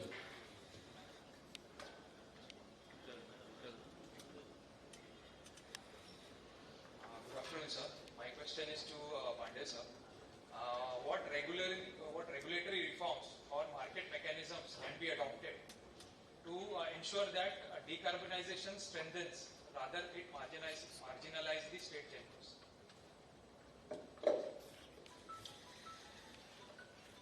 As has been discussed, the biggest thing is to put up what is feasible and what is not feasible. When this flexibilization roadmap, if you go through the roadmap flexibilization, they have started that phase 1 units, these units are different plants they have identified. Then phase 2 units, phase 3 units. Phase 1 typically they have decided that the units which have come from 1st April 2016, after that whatever units have been commissioned, they will be in the first phase. Then you go through the logic. The logic, they say that in 2010 the CA regulation of the construction of plants and lines they came up, and in that regulation it was mentioned that the units should be designed to operate up to 40% technical minimum. Now the thing is, you had floated a tender somewhere in 2008 or 9 or even in 2010. At that point of time you prepared DPR and technical spec. That spec was not considering those things. Those things were not taken into account. Rather, it is also possible that you might have placed an order in 2009 with a scheduled commissioning of 2015, but the commission commissioning itself has dragged to 2016. So phasing should be, first thing we should represent the regulator that this should be corrected. Whether that plant is equipped with those features or not. The second part is the owner. In the AGC there is an incentive and they call it incentive. But whether that incentive takes care of the additional owner, no study has been done on that. Rather, NTPC has conducted a study. They have submitted a report and they say that the plants, as Director Sir has pointed out, the plants which are subjected to such type of fluctuation, they have suffered more boiler tube leakages. And it is not limited to only the boiler tube leakages. In some of the plants, they have witnessed problems with the turbine control mechanisms also. So these things need to be studied. The regulators should allow that. And for that, we have to do a lot of canvassing. That canvassing, and I'm not saying for undue favor. I'm saying to get whatever is genuine, that also you need continuous effort and you need some luck also. You need some support from different forums also. But with all these things combined, I can say one thing, that for last 5 years approximately, for more than 5 years, in every tour, we got what we prayed. There is not a single paisa difference in all our petitions. But we also keep one thing, that if anything is genuine, then only it will be requested. We will not ask anything higher, we will not accept anything low. So, and that builds up confidence. We filed the first petition of any integrated mine in India. And when we moved that petition, I said to the regulator, you ask any date, you put your finger on any calendar date, within 2 minutes, I will give you all the details that how many tons coal was moved, how many trucks moved, what was the truck number, what was the RFID for each truck, what was the tier weight, what was the fuel loaded. So with that type of data, if that type of preparation you go, there are fair chances that you will get success. So in any transitional mode, this type of caution we will have to adopt. And I think that will be helpful in resolving a lot of issues. Because CAPEX and this OPEX, the recovery of both, is very crucial for particularly the state geocos, which are not the big players. We don't have that capacity to absorb. And I don't know about the Maharashtra, but I think the same thing should be here. That payment security mechanism we don't have. Particularly, I have seen whatever the state gencos, they don't have the payment security mechanism. So we are doing a business of 7,000 crores and we have got an outstanding of 1,500 crores. So, the request for 1 or 2 questions is allowed, but request is that be specific in the question and please name the panelist which you want answer from them. Sir, माझा question हरणे सरांना होता. Sir, nuclear power plant बद्दल थोडं विचारायचं होतं. सांगितलं location बद्दल विचारायचं होतं, पण ते डिक्लेअर करता येत नाही ते कळलं. पण जे येणार आहेत महाराष्ट्र गव्हर्नमेंट जे ठरवलं आहे की न्यूक्लिअर पॉवर प्लांट आणायचे आहेत, तर ते टोटली न्यू बनणार आहेत की जे थर्मल पॉवर स्टेशन ऑलरेडी आहेत त्याला कन्वर्ट करणार आहेत त्याच्याबद्दलची काय पॉलिसी? नाही,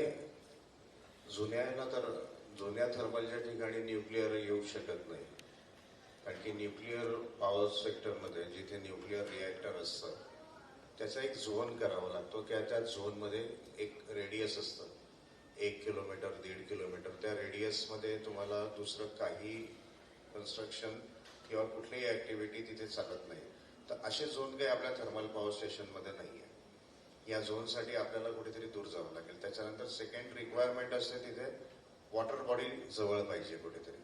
म्हणजे सगळ्यात बेस्ट लोकेशन यांचं थर्मल न्यूक्लिअरचं असतं हे तुमचं सी शोअरला असतं. कारण की तिथे तुम्हाला वॉटर बॉडी जरा जवळ पाहिजे आणि थोडा तुम्हाला जे सॉईल जी लागते ती थोडी रॉकी असली तर तुम्हाला खूप चांगल्या पद्धतीने करता येतं. आणि राहिली गोष्ट आपल्याला टेक्नॉलॉजी अशी म्हणजे हाय प्रेशर न्यूक्लिअर रिॲक्टर वगैरे हे असं किंवा भारत SMR आपण ज्याला म्हणतो भारत स्मॉल रिॲक्टर या कशात तरी आपण करूया, कारण की याच्यात मास्टरी NPCIची आहे. त्याच्यानंतर याच्यामध्ये डिझाईन आस्पेक्ट आणि याच्यामध्ये डिपार्टमेंट ऑफ ऑटॉमिक एनर्जी DAE असतं. त्याच्यानंतर याच्यामध्ये BARC जे असतं, BARCचा एक मोठा रोल असतो डिझायनिंगमध्ये आणि तुम्हाला ट्रेनिंग देण्यामध्ये. आणि याच्यावरती जाऊन जसं आपल्याला MARC रेग्युलेटर आहे तसं त्यांना AERB म्हणून रेग्युलेटर आहे, ऑटॉमिक एनर्जी रेग्युलेटरी. म्हणजे तुमचे सगळे DPR वगैरे वगैरे सगळ्यांचं अप्रुव्हल तुम्हाला पहिले त्यांच्याकडनं घ्यावं लागेल आणि मग येतं. नंतर येते फ्युएल सिक्युरिटी. फ्युएल सिक्युरिटीमध्ये तुमचं फ्युएल काय आहे. तुमचं जर युरेनियम फ्युएल असेल तर तुम्हाला बाहेरच्या कंट्रीवरती डिपेंड राहावं लागेल आणि ते गव्हर्नमेंट टू गव्हर्नमेंट सॉव्हरेन याच्यावरतीच आपलं ॲग्रीमेंट होतं आणि त्याची फ्युएल जे असतं ते सगळं सेंट्रल गव्हर्नमेंटच्याच ताब्यात शेवटपर्यंत राहील आणि आपल्याला फक्त ज्यावेळेस फिलअप करायचं असेल रिफिलिंगला फक्त त्यावेळेस आपल्याला मिळतं. तर या सगळ्या गोष्टी आहेत त्याच्यात. It will take time. याच्यामध्ये तुम्हाला बराचसा वेळ लागतो. सेकेंड जो प्रश्न जो अभी इन्होंने पांडे सर ने भी बात किया कि ONM और MARC और ये कॉस्ट, एक बात जरूर ध्यान में रखना चाहिए कि हमें अगर कंपटीशन में रहना है, मैंने बोला ही डरने की बात नहीं, लेकिन जब आपकी पावर सेल होती है, नए यूनिट की पावर सेल होती है, आपके कोई रिन्यूएबल का कोई नया प्रोजेक्ट है, सोलर हो या PSP हो, तो इसकी जब सेलेबल पावर जब देखते हैं मार्केट में तो you should be competitive enough, तो ही आपकी पावर ली जाएगी. म्हणजे आता तो जमाना नाहीये मोनोपोलीचा की आता एक्सेस पॉवर सगळीकडे आहे. आपल्याला जे MOU रूटने आज केलं होतं तेच आपल्याला TBCB ज्याला म्हणतो आपण, टॅरिफ बेस्ड कॉम्पिटिटिव्ह बिडिंग, ज्याच्यामध्ये आपल्याला बीड करावं लागतं आणि बीड केल्यानंतर आपल्याला ते द्यावं लागतं. बिडिंगसाठी आपण प्रोसेस सुरू केलेली आहे ऑलरेडी. आता यांना दीक्षित साहेबांना सांगायला होईल की सेंद्रा बिडकीन या MIDCच्या आम्ही बीड भरले. आम्ही आता कॉम्पिटिटिव्ह बिडिंग सगळीकडे करायला लागलोय. We are selling solar power in exchange also, we are selling solar power outside. आम्ही आता जसं पुण्याच्या जी सेरम इन्स्टिट्यूट आहे त्याला सुद्धा आम्ही विकायला सुरुवात केलेली आहे. TBCB मध्ये आता आपल्यालाही बिडिंग करायचं आहे. म्हणजे इव्हन डिस्कॉमने जरी टेंडर काढलं तरी त्याच्यात सुद्धा आपल्याला बिडिंग करूनच त्याच्यामध्ये पुढे जायचं आहे. म्हणून आपण कॉम्पिटिटिव्ह राहणं गरजेचं आहे. आपल्याला आपली जी कॉस्ट जी आहे सेलची किंवा आपलं जे जनरेशनची आपण प्रोडक्शन कॉस्ट म्हणतो ही मिनिमम किती यायला पाहिजे, याच्यामध्ये फ्युएल किती वाचवू शकतो, ONMचा खर्च किती कमी करू शकतो, या सगळ्या गोष्टी आपण फायनान्सिंग जे आणतोय फायनान्सिंग मध्ये रिस्ट्रक्चरिंग करून किंवा फायनान्समध्ये कमी रेटने लोन कसं आणायचं, या सगळ्या गोष्टी आपल्याला केल्याशिवाय आपण कॉम्पिटिशन मध्ये राहू शकत नाही. तुम्ही प्रायव्हेट वाल्यांशी जर कॉम्पिट करायचं असेल तर या गोष्टी सगळ्या लक्षात ठेवल्या पाहिजे. तरच आणि तरच आपल्याला ही पॉवर आता बाहेर विकता येईल. आता ते रेग्युलेटरकडे जाऊन आपल्याला जे घेतात टॅरिफ ते तर बरोबरच आहे, परंतु जोपर्यंत तुम्ही कॉम्पिट करत नाही तोपर्यंत तुम्हाला या सेक्शनच्या अंडरमध्ये तुमची पॉवर कोणीही विकत घेऊ शकत नाही. Sandeep Pal. Sir good afternoon sir. माझा प्रश्न हरणे सरांना होता. सर आपण डिस्कशनमध्ये ऐकत होतो की फ्लेक्झिबल ऑपरेशनचे जे इम्पॅक्ट्स आहे ते आपल्या बॉयलरवर किंवा आपल्या मशीनवर दिसायला लागले, तर त्याचे मॉडिफिकेशन्स करणं गरजेचं आहे. आपण जर CAचं पेपर बघितलं त्यात काही मॉडिफिकेशन सुचवलेले, त्या अनुषंगाने आपण परळी युनिट आटला फ्लेक्झिबल ऑपरेशनसाठीची एक ऑर्डर काढलेली. त्याच धर्तीवर आपण आपल्या इतर थर्मल युनिटला सुद्धा मॉडिफिकेशन करण्याच्या तयारीत आहोत का? आपण मॉडिफिकेशनच्या तयारीत आहोत. CA has identified certain units which is to be gone under certain modification. They have given a list. In that list, some of the stations from Mahagenco has also mentioned. So we went initially for one unit of 250 megawatt at Parli and one unit at 660 megawatt at Koradi. We are in Parli. Most of the things has happened, and we will see how it works. Because on a long-term basis, it should be on a sustainable basis. There should not be any adverse effect on your pressure part. That's the main thing. What NTPC have done an exercise for 1 day or 2 day and saying that yes, हम कर सकते हैं. मतलब तुम्ही load कमी करू शकता 40%चा आणि ते स्टेबल ठेवू शकता. This is only when हे इन्श्युअर झालेलं आहे. But what will be the long-term effect on your pressure part? एवढा मोठा स्टडी त्यांचा झालेला नाही. सो आम्ही सगळ्यांना म्हणजे जिथे जिथे मॅन्युफॅक्चरर्स लाईक BHEL आहे, L&T आहे, ज्यांनी बॉयलर बनवले, या सगळ्यांना आपण सांगितलंय की यू कॅन कम फॉरवर्ड आणि आम्हाला सजेशन द्या आणि त्याच्याप्रमाणे आपण इथे काय मॉडिफाय करायचं ते सगळं बघू. देअर मे बी मॉडिफिकेशन्स इन समजा काही तुमच्या बर्नरमध्ये इकडे कुठेतरी काही मॉडिफाय करावे लागतील. ते सगळं केल्यानंतरच आपण हे बघू की याचे इफेक्ट काय होतील आणि याच्यावरती आपल्याला काय करता येईल. Thank you. With this, we'll close the QA session. As a moderator, I must thank our eminent panelists for the detailed discussion. Actually, the panel discussion was planned for the 40 to 50 minutes, but the topic is such interesting and sensitive. People got so touched with the topic, it stretched to the 1.5 hours. Thank you very much. Thank you very much for the viewers. In the conclusion, I must say that the topics say that will decarbonization strengthen or marginalize the state GENCO? But after listening this panel discussion, the question of marginalize or strengthen will depend on how we view the scenario. Change is always there. The question that how do we face that change, and as per discussion or the promises from our honorable director, it seems that question remains the same, but I think that whatever discussion or the flow we have started, what are the aspects you discussed, it is not the strengthen or marginalize, it is how we've changed, how we face the changes. That is a big question. And I think MSPGCL is such a enriched with such a skilled manpower from the top management to the bottom or middle management. So this question, we will really face this scenario and will come out with the good numbers, I think, flourishing scenario. Thank you very much for the panelists, and I request Naval and team to take over again for the further discussion and AGM. Thank you.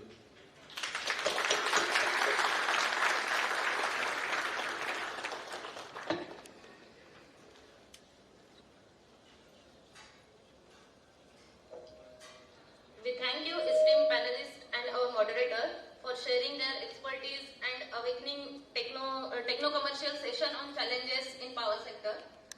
Now it's time to present a token of respect, gratitude and admiration to the eminent panelists. I request Sagar Ingle sir to present a token of respect to Shri Shantanu Dikshit sir.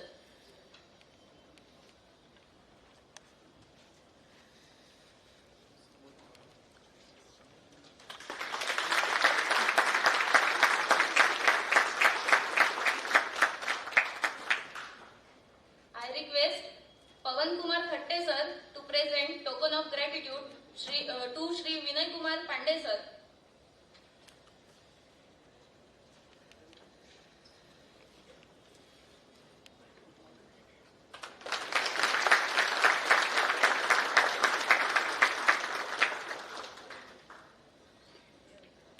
I would request Rajkumar Tiwari sir to present token of respect to Shri Abhay Harane.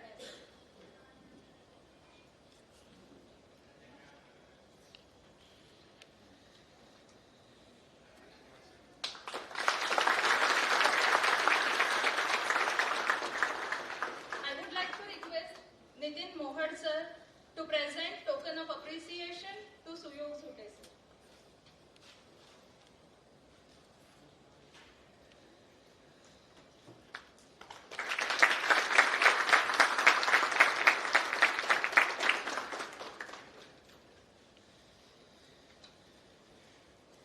Thank you again to all the panelists, our esteemed guests and viewers.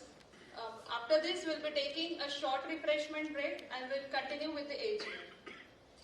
Will be only for the half an hour, so break will be for the 5 minutes.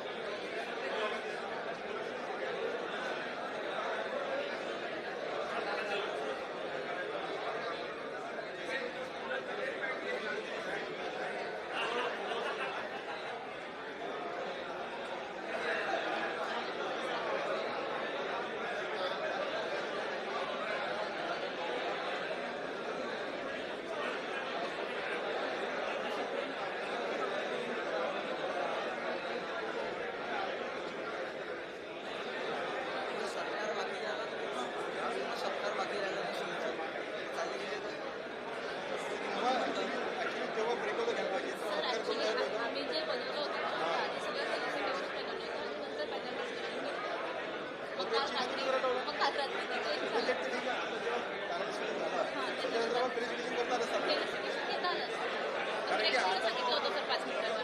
आता हा 5 मिनिटाचा आणि अर्धा तास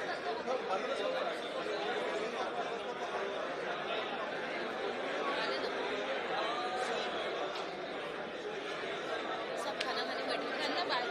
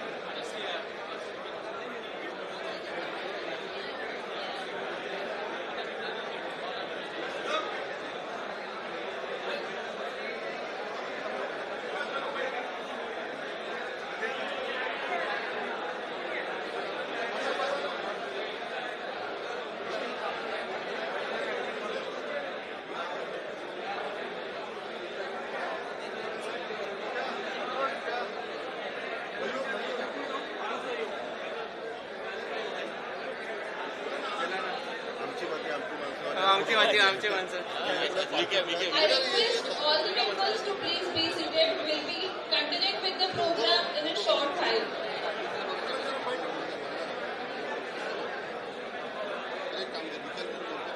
हा कुठं गेला रे?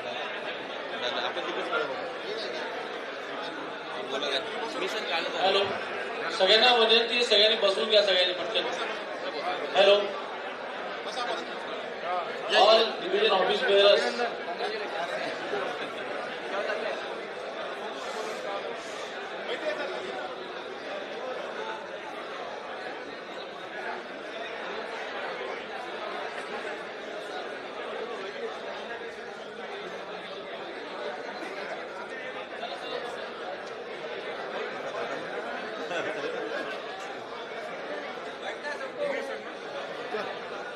I request all the members, please be seated. We'll be starting with the program very soon.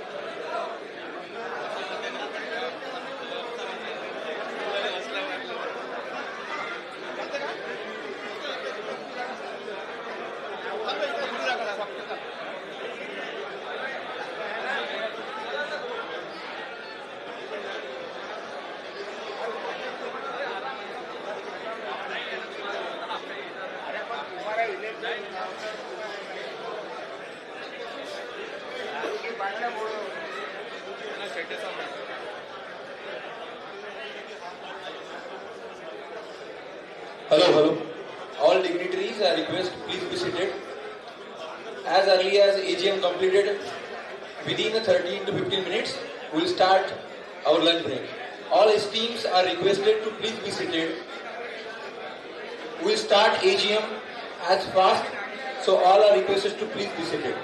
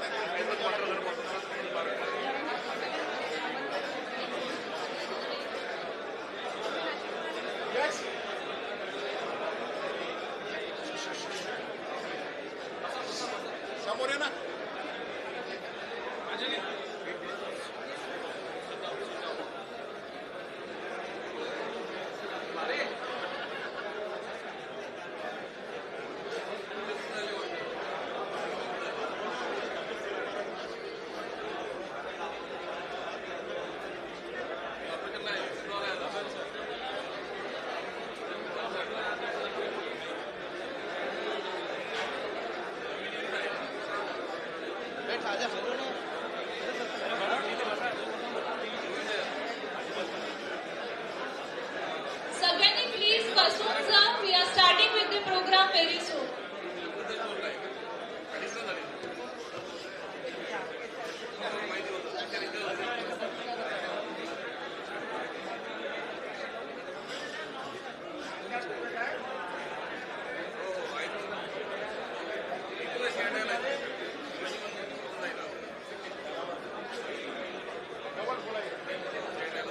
नमस्कार.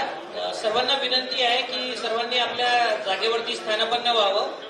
एक आपला छोटासा एजीएमचा प्रोग्राम राहील. सगळ्यांना नम्र विनंती आहे की लवकरात लवकर आपले स्थान ग्रहण करावे. सर्व जीई मेंबर्स प्लीज लवकरात लवकर आपले स्थान ग्रहण करा.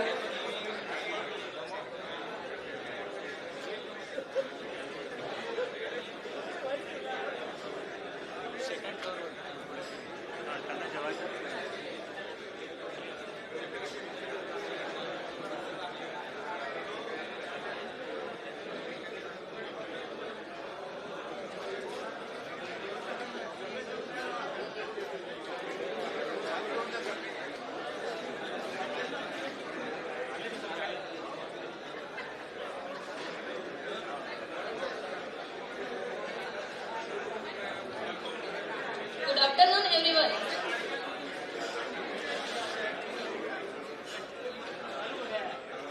A very good afternoon. It gives me immense pleasure to welcome you all to the annual general meeting of Graduate Engineers Association.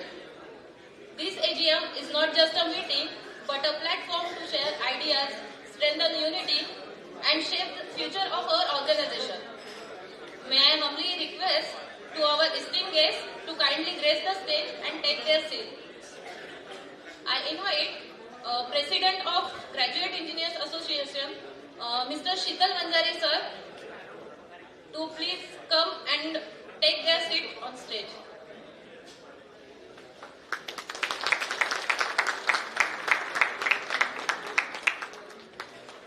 I request General Secretary Shri Nawaz Damle sir to occupy the seats on stage.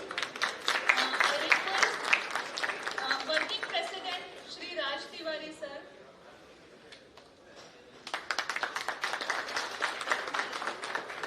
I request State Organizing Secretary Shri Vijay Rathod sir. And I request ex-General Secretary Shri Suyog Sute sir to take his seat on stage.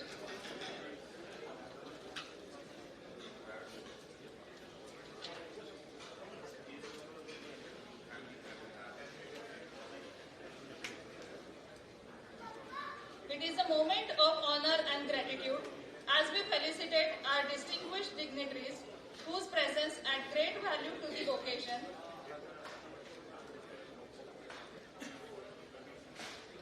I request Mr. Suprit Shinde sir to occupy the seat on stage.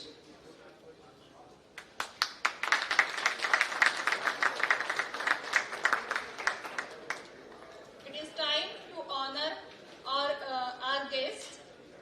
So I request Shri Kunal Kalbhut sir to present memento to Shri Kunal Thate sir.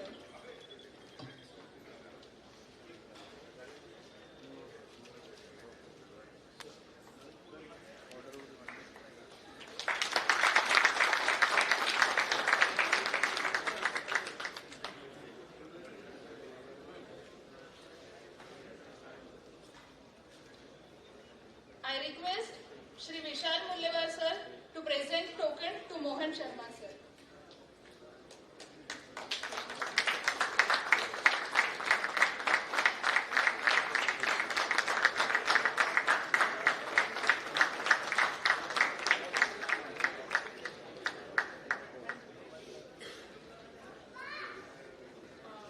Now I would like to request Naval Damle sir to share the resolution of today's AGM.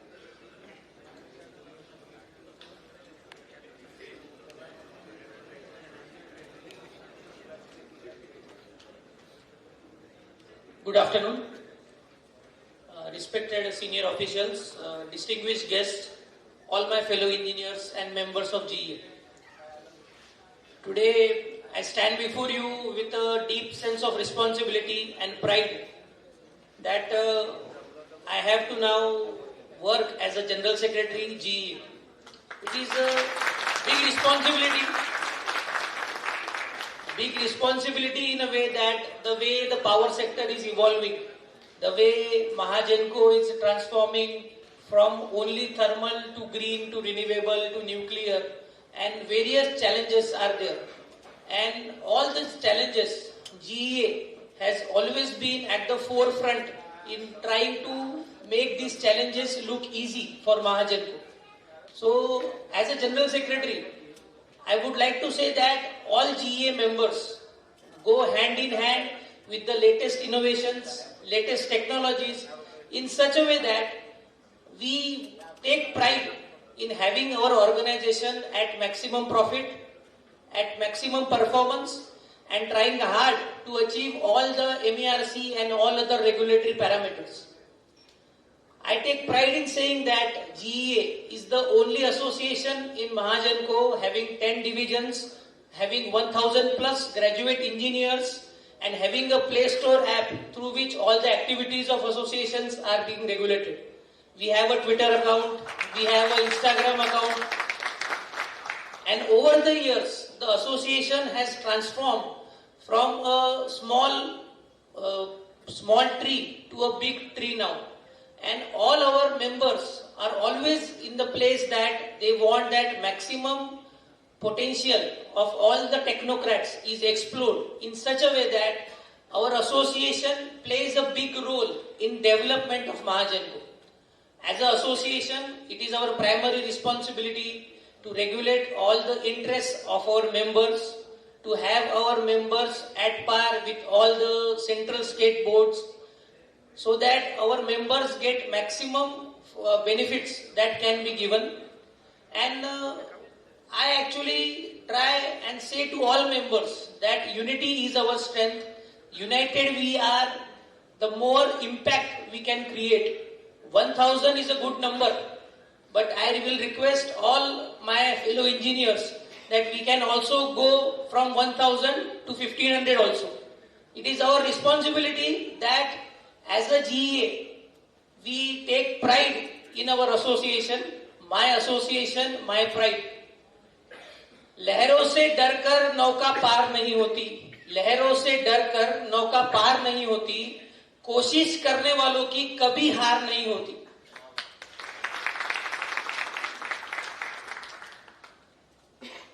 धार केल्याशिवाय पर्याय नाही तलवारीच्या पातीला, धार केल्याशिवाय पर्याय नाही तलवारीच्या पातीला, आणि महाजेनको शिवाय पर्याय नाहीये या महाराष्ट्राच्या मातीला.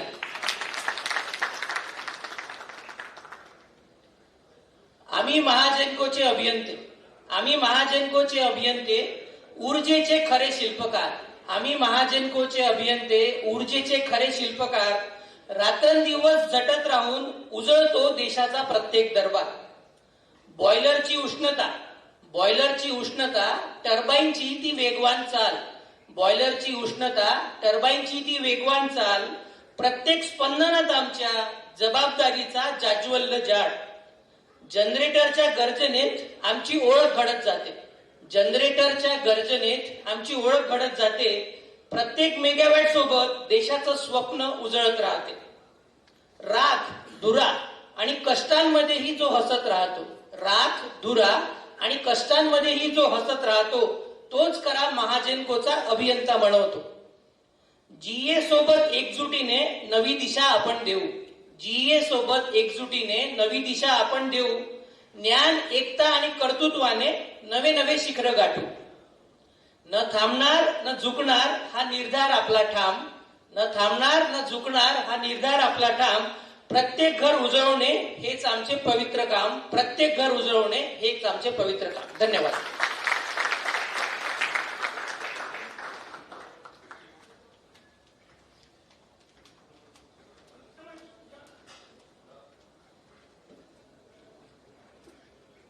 Thank you, sir. Sir explains in very simple way that how our organization is keeping up with technology, and we are very proud to be member of such organization. And sir, every member will try to give their best for the organization and MSPGCL also. Thank you, sir. Now we look forward to hearing some inspiring words from Shri Suprit Shinde, sir.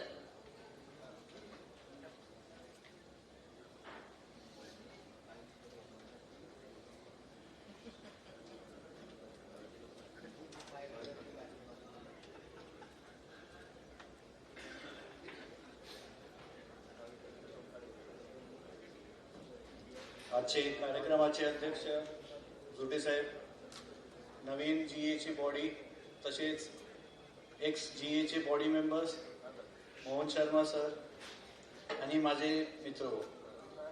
सकाळपासून English English English, मी मराठीत बोलतो कारण की काय आहे, मराठी हे थेट हृदयापर्यंत पोचतं, English कानावर पडतं. म्हणून मगाशी पण हरडे साहेब बोलताना इंग्लिशमध्ये सगळं बोलले, पण ज्या वेळेला भीती नाही पाहिजे आपल्या मनामध्ये त्यावेळी बोलले ना, घाबरायची गरज नाही, बाकी सगळं इंग्लिश होतं. तर जीए ही नुसती संघटना नाहीये. मगाशी शीतलने बरोबर सांगितलं की एजीएम म्हणजे एक जो कार्य केलं इतक्या वर्षात त्याचा आढावा. तर तो नुसता आढावा नाही, तर आपण एक कुटुंब म्हणून आहोत. आढावा तर घ्यायचाच आहे, पण त्याबरोबर आपली भेटीगाठी होतात, विचार एक्सचेंज होतात, आणि त्यासाठी ही घेतलेली एजीएम. आपली संघटना म्हणजे बाकी संघटना ज्या आहेत एम घेऊन आहेत की बाबा आपल्याला मेंबरशिप वाढवायची आहे, आपल्याला कुठेतरी एक्झिस्टन्स पाहिजे, आपल्याला विचारलं गेलं पाहिजे. जीए त्याच्या पुढेही जाते. आपलं नेहमी ध्येय की आपण आहोत, संघटना आहे, जर आपली कंपनी आहे आणि कंपनी वाचवण्याकडे आपण नेहमी पुढे बघत राहतो. त्याच उद्देशाने आजचं हे जे पॅनल डिस्कशन ठेवलेलं होतं, आपल्या प्रत्येकाच्या मनात ही भावना होती की महाजनकोचं फ्युचर काय, जे नवीन म्हणजे नवीन पॉलिसीज येत आहेत त्यामध्ये आपलं सर्व्हायव्हल काय आहे.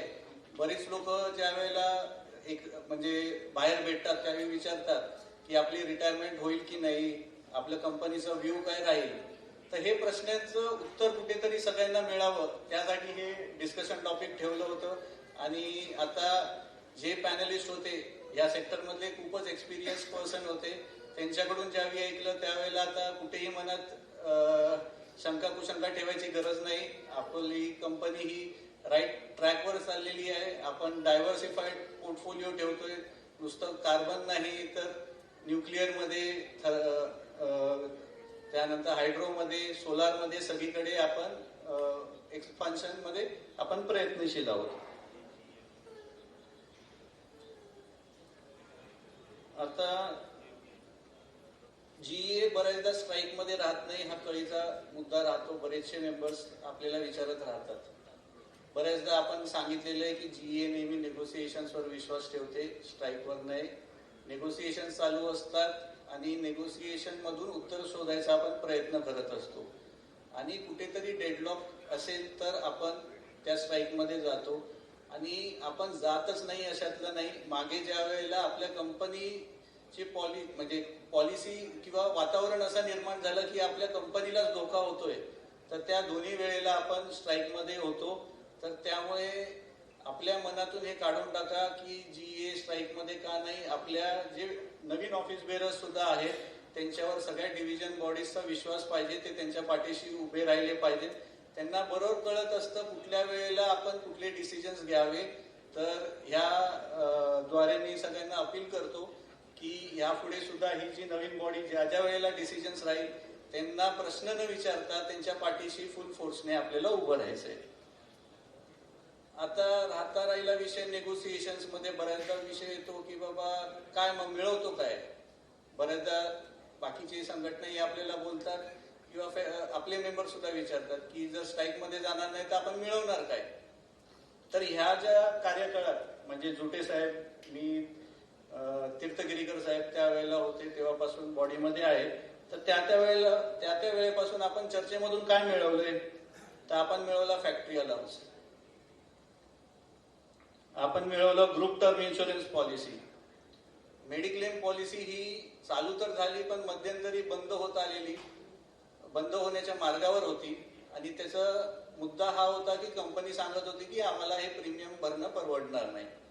तर त्याच्यामधून बऱ्याच संघटनांनी सपोर्ट केलं पण GA त्या आग्रही होती की आपण जे काही प्रीमियम पे करतो त्याच्यामध्ये आपण एम्प्लॉई तर्फेही थोडंफार कॉन्ट्रीब्युशन द्यायला तयार आहे. ही एक ट्रिकी मूव्ह होती जेणेकरून आतापर्यंत ही पॉलिसी चालू आहे. नाहीतर ही पॉलिसी कधीची बंद करून टाकली असती मॅनेजमेंटने.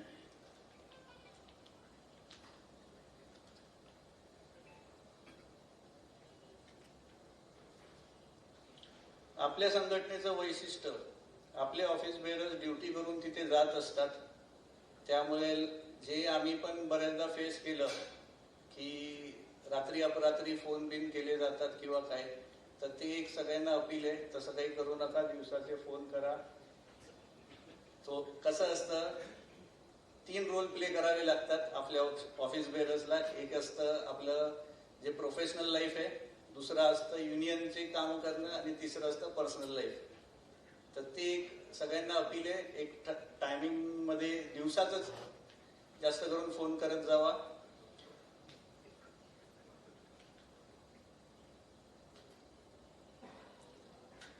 हे ज्या वेळेला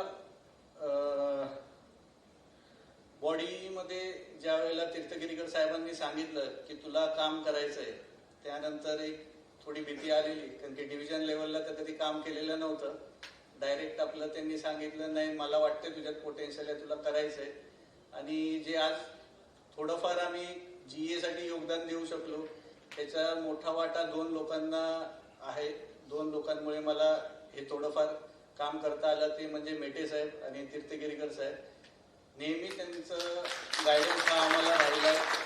पे रिव्हिजन असो किंवा बाकी पॉलिसी डिसिजन्स असो, आम्ही नेहमी त्यांच्या गायडन्ससाठी नेहमी फोन करायचो. जरी मी तुम्हाला सांगितलं की टायमिंग पाळा आपल्या ऑफिस बेरर्सला, आम्ही ते कधी पाळलेले नाही. आम्ही त्यांना रात्री अपरात्री फोन करत राहिलो.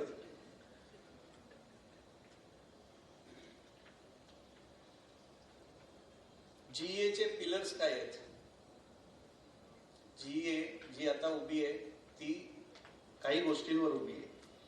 ते म्हणजे ट्रस्ट वर्दीनेस. आपला एकमेकांवर विश्वास आहे, आपल्या ऑफिस बेरर्सवर विश्वास आहे, डिव्हिजनला असो किंवा सेंटरला असो. आणि तो कायम राहिला तर GA सर्व्हाइव्ह राहील. दुसरं आहे डेडिकेशन टुवर्ड्स मेंबर्स.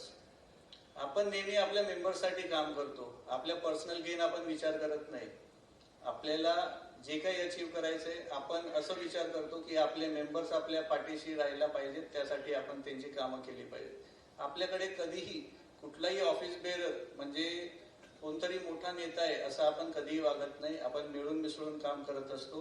त्याच पद्धतीने यापुढे डिव्हिजनमध्ये जे बॉडी मेंबर सिलेक्ट होतील त्यांनीही तशा पद्धतीने काम करायचंय. आणि जे सेंटरला आहेत त्यांच्याबरोबर आम्ही इतकी वर्ष काम करत आलोय, त्यांचं पण त्या पद्धतीनेच आहे. तिसरा मुद्दा म्हणजे आपण ज्या वेळेला नेगोसिएशन्सला बसतो, आपले डिसिजन्स जरी आपण फिक्स केलेले असतात तरी समोरून जे काउंटर येतात त्याप्रमाणे आपण फ्लेक्झिबल राहणं शिकलं पाहिजे.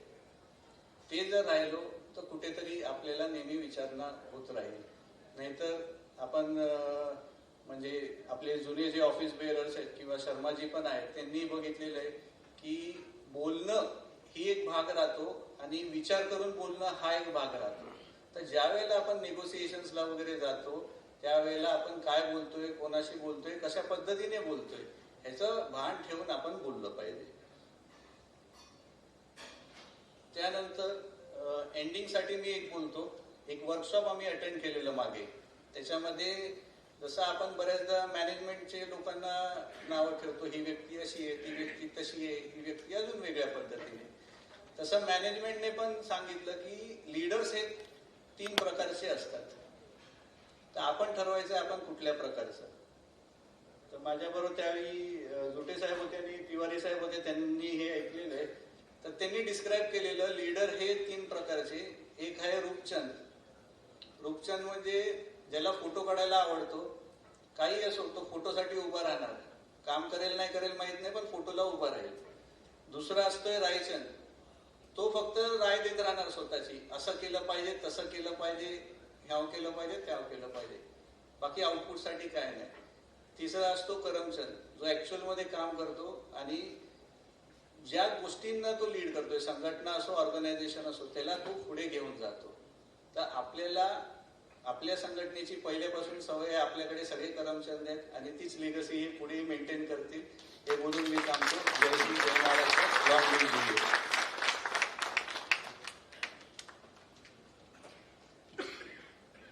सुप्रीत सरांनी खरं बरोबर सांगितलं आहे.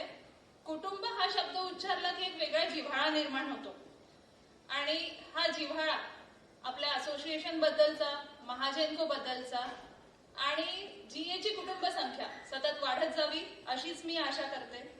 संघटनेबद्दल असलेल्या अनेक प्रश्नांची तुम्ही खूप सोपी उत्तरं दिलेली आहेत सर. Thank you for that. आणि मी आता ओरिजिनल स्क्रिप्टवर परत येते. So may I call upon Shri Suyog Zute sir to share their insightful views.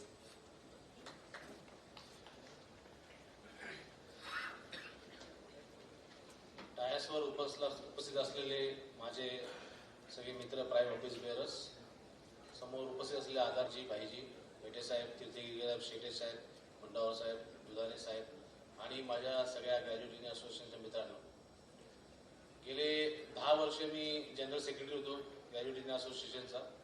मला वाटतं सर्वात वयाने कमी असताना माझ्याकडे जबाबदारी दिलेला मीच असेल.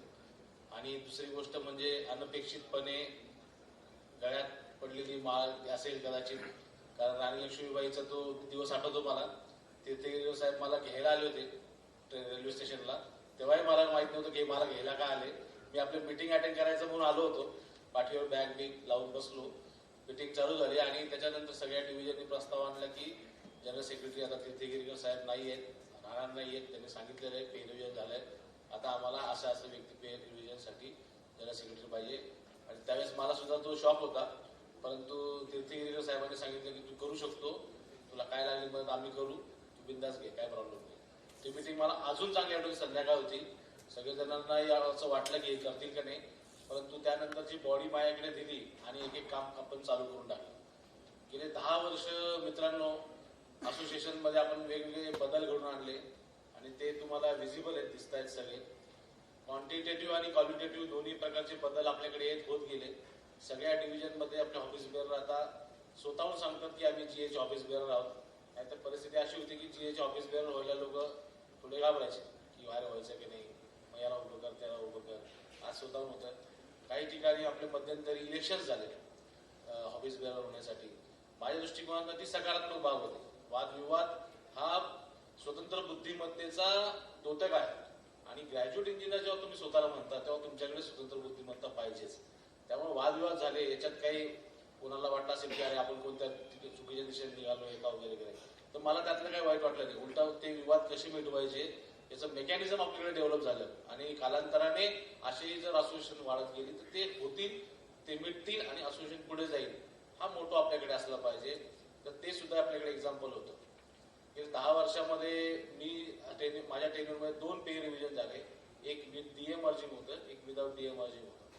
दोन्ही पे रिव्हिजन चॅलेंजेस होते, कारण आता काय आहे की आता एक फायनान्समधलं एक पेनी बघितला जातो, कसा वाढला जाईल, काय वाढला जाईल, ते जस्टिफिकेशन द्यायचे, सगळ्या गोष्टी बघाव्या लागतात. तर त्यावेळेस मात्र तुमची संख्यात्मक बाबपेक्षा तुमच्याकडे किती काय चांगल्या क्वालिटीज आहेत, संख्यात्मक बाब असतेच, आपण त्याला नाकारून चालणार नाही.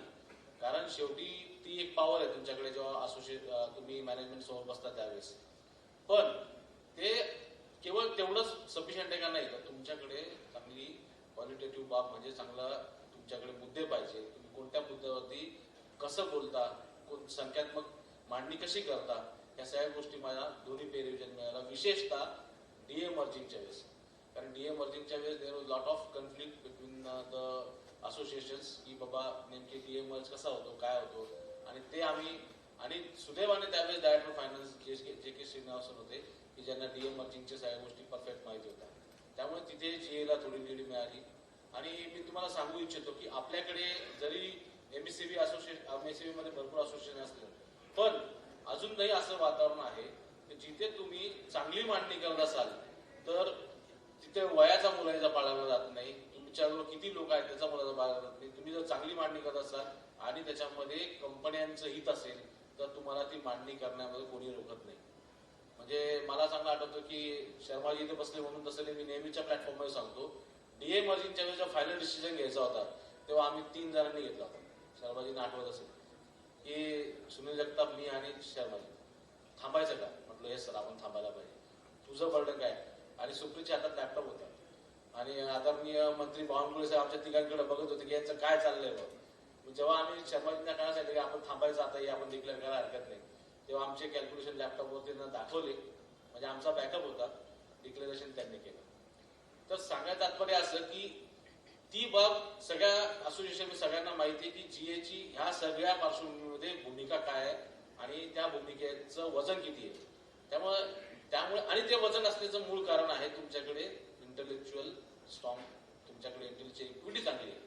तुम्ही डिस्कॉम मध्ये जरी नसला तरी डिस्कॉमचे प्रॉब्लेम तुम्ही सांगू शकता, त्याच्यावरती सोल्युशन डिस्कस करू शकता. ट्रान्सकॉम मध्ये जर नसला तर ट्रान्सकोचे प्रॉब्लेम तुम्ही सांगू शकता, त्याच्यावर डिस्कस करू शकता. मध्यंतरी ट्रान्सकोच्या सीएमडीने पण आपल्याला त्यांच्या एका रामभाऊ माळगेंच्या वर्कशॉपला आपल्याला बोलवलं होतं. तिथे आम्हाला चान्स मिळाला प्रेझेंटेशन द्यायचा, आम्ही तिथे प्रेझेंटेशन दिलं. विथ ड्यू रिस्पेक्ट की आम्ही ट्रान्सकोमध्ये नाही, पण ट्रान्सकोच्या बॅलन्स शीट, ट्रान्सकोचे प्रॉब्लेम, ट्रान्सकोच्या पिटिशन्स याच्यावरनं जे समजतं ते आम्ही इथे मांडण्यासाठी आलेलो. तर ते सीएमडी आदरणीय संजीव कुमार साहेबांनी आपले नोटीस सगळे लिहून घेतले. आणि जेनको तर प्रश्न येत नाही, जेनको तर अलबर्गन साहेब होते, आदी सिंग साहेब होते, यांनी कधीही आपल्याला कॉल केला तर आपण हे सगळे प्रॉब्लेम घेऊन जायचो, त्याचे सोल्युशन डिस्कस करायचो. मध्ये अलबर्गन साहेबांनी नाशिकला एक चांगला सेमिनार ठेवला होता, त्याच्यामध्ये सर्वात जास्त वेळ त्यांनी जीएला दिला होता. आणि इतर असोसिएशननी पण तेव्हा कधी आपल्याला म्हटलं नाही की सर यांना कशाला वेळ देत आहे, कारण त्यांना ती कल्पना होती की यांच्याकडनं जे सोल्युशन येतील ते भरीव प्रकारचे असतील आणि कंपनीला पुढे नेण्याचे असतील. आजचा पण एजीएमचा जो फॉर्मॅट आहे तो रेग्युलर फॉर्मॅट ठेवता आला असता, पण आमचं जेव्हा या एजीएमच्या फॉर्मॅटबद्दल डिस्कशन झालं तेव्हा सगळ्यांच्या मनात ही संकल्पना होती की sir sector is so dynamic, so vibrant, so changing. तर तुम्ही जर नुसतं आले, यांनी स्वागत केलं, त्यांनी स्वागत केलं आणि निघून गेले तर लोकांपर्यंत मेसेज जाणार नाही. We have to select a good panelist आणि ते डिस्कशन करू. त्याप्रमाणे शंतनू दीक्षितांचं सिलेक्शन आपण थर्ड पार्टी एनजीओ म्हणून केलं होतं. हरणे सरांचं सिलेक्शन आपण एमएसपीजीसीएलचे डायरेक्टर म्हणजे एक्झिक्युटिव्ह पॉलिसी जे एक्झिक्यूट करतात त्यांचं म्हणून केलं होतं. आणि आपण सीए थर्मल प्रवीण गुप्ता सरांचं सिलेक्शन केलं होतं जे आज पॉलिसी मेकिंग मध्ये. पण दुर्दैवाने ऍक्च्युली 22 तारखेपर्यंत दिल्लीमध्ये एक समिट आहे, त्यात ते बिझी राहिले. मग विनय सरांचं आपण घेतलं की ते ही represent to the association and other than MSPGCL Genco entity म्हणून तिसरं झालं. It was not that easy. गेले महिनाभर आपण त्यांचा फॉलोअप घेतला आणि त्यानंतर ते झालं.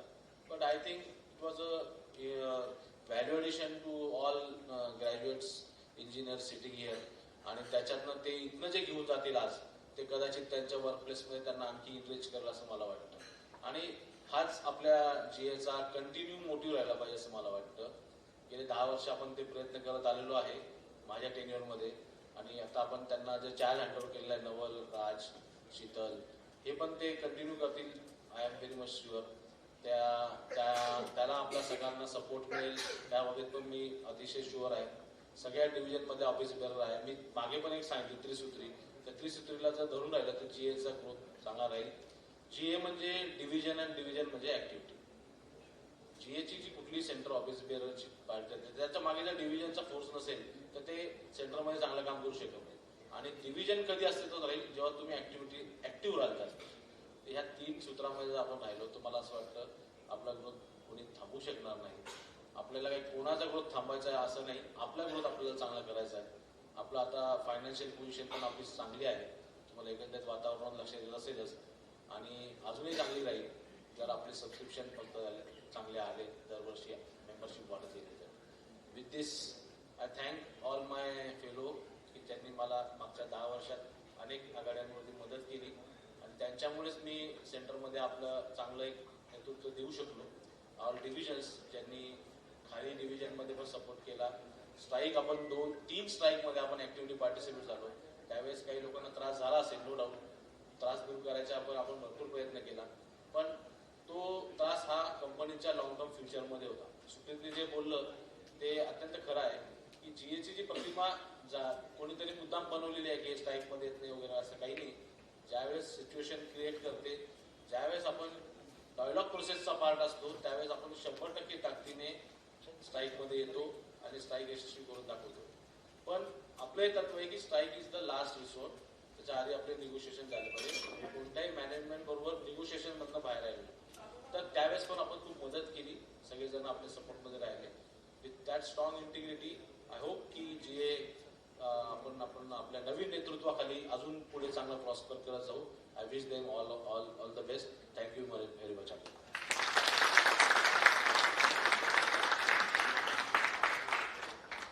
Thank you sir. सरांनी सुरुवातीचा काळ जेव्हा सर युनियनमध्ये आले आणि सध्या परिस्थितीमध्ये काय काय चेंजेस झाले आणि पॉझिटिव्ह चेंजेस काय झाले आणि ज्या आपल्यामध्ये ज्या स्किल्स आहेत, युनियन मेंबर्स आहेत, ऑर्गनायझेशन कमिटी मेंबर्स आहेत, त्यांच्यामधल्या ज्या स्किल्स आहेत त्यांनी युनियनसाठी आणि आपल्या ऑर्गनायझेशनच्या फायद्यासाठी कशा यूज केल्या ते त्यांनी एकदम चांगल्या पद्धतीने सांगितलं. आणि जे आता नवीन मेंबर्स जॉईन झालेले आहेत त्यांना जीए म्हटलं की सगळ्यात आधी सुयक झुटे सरांचं नाव डोक्यात येतं. So thank you sir.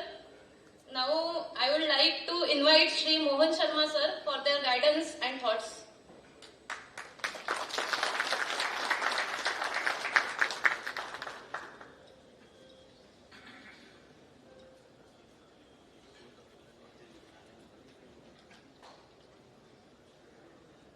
व्यासपीठावर उपस्थित असलेले ग्रॅज्युएट इंजिनियर्स असोसिएशनचे सर्व प्रमुख पदाधिकारी, या कार्यक्रमाचे अध्यक्ष आणि सर्व इंजिनियर्स बंधू आणि भगिनींनो, खरं म्हणजे ग्रॅज्युएट इंजिनियर्स असोसिएशन आणि वर्कर्स फेडरेशन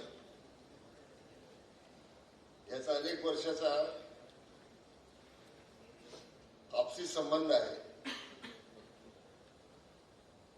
नवीन जनरेशन मध्ये जे सर्व इंजिनियर्स आता या सभागृहामध्ये आहे त्यांच्यामधल्या पुष्कळांना ही माहिती नसेल कदाचित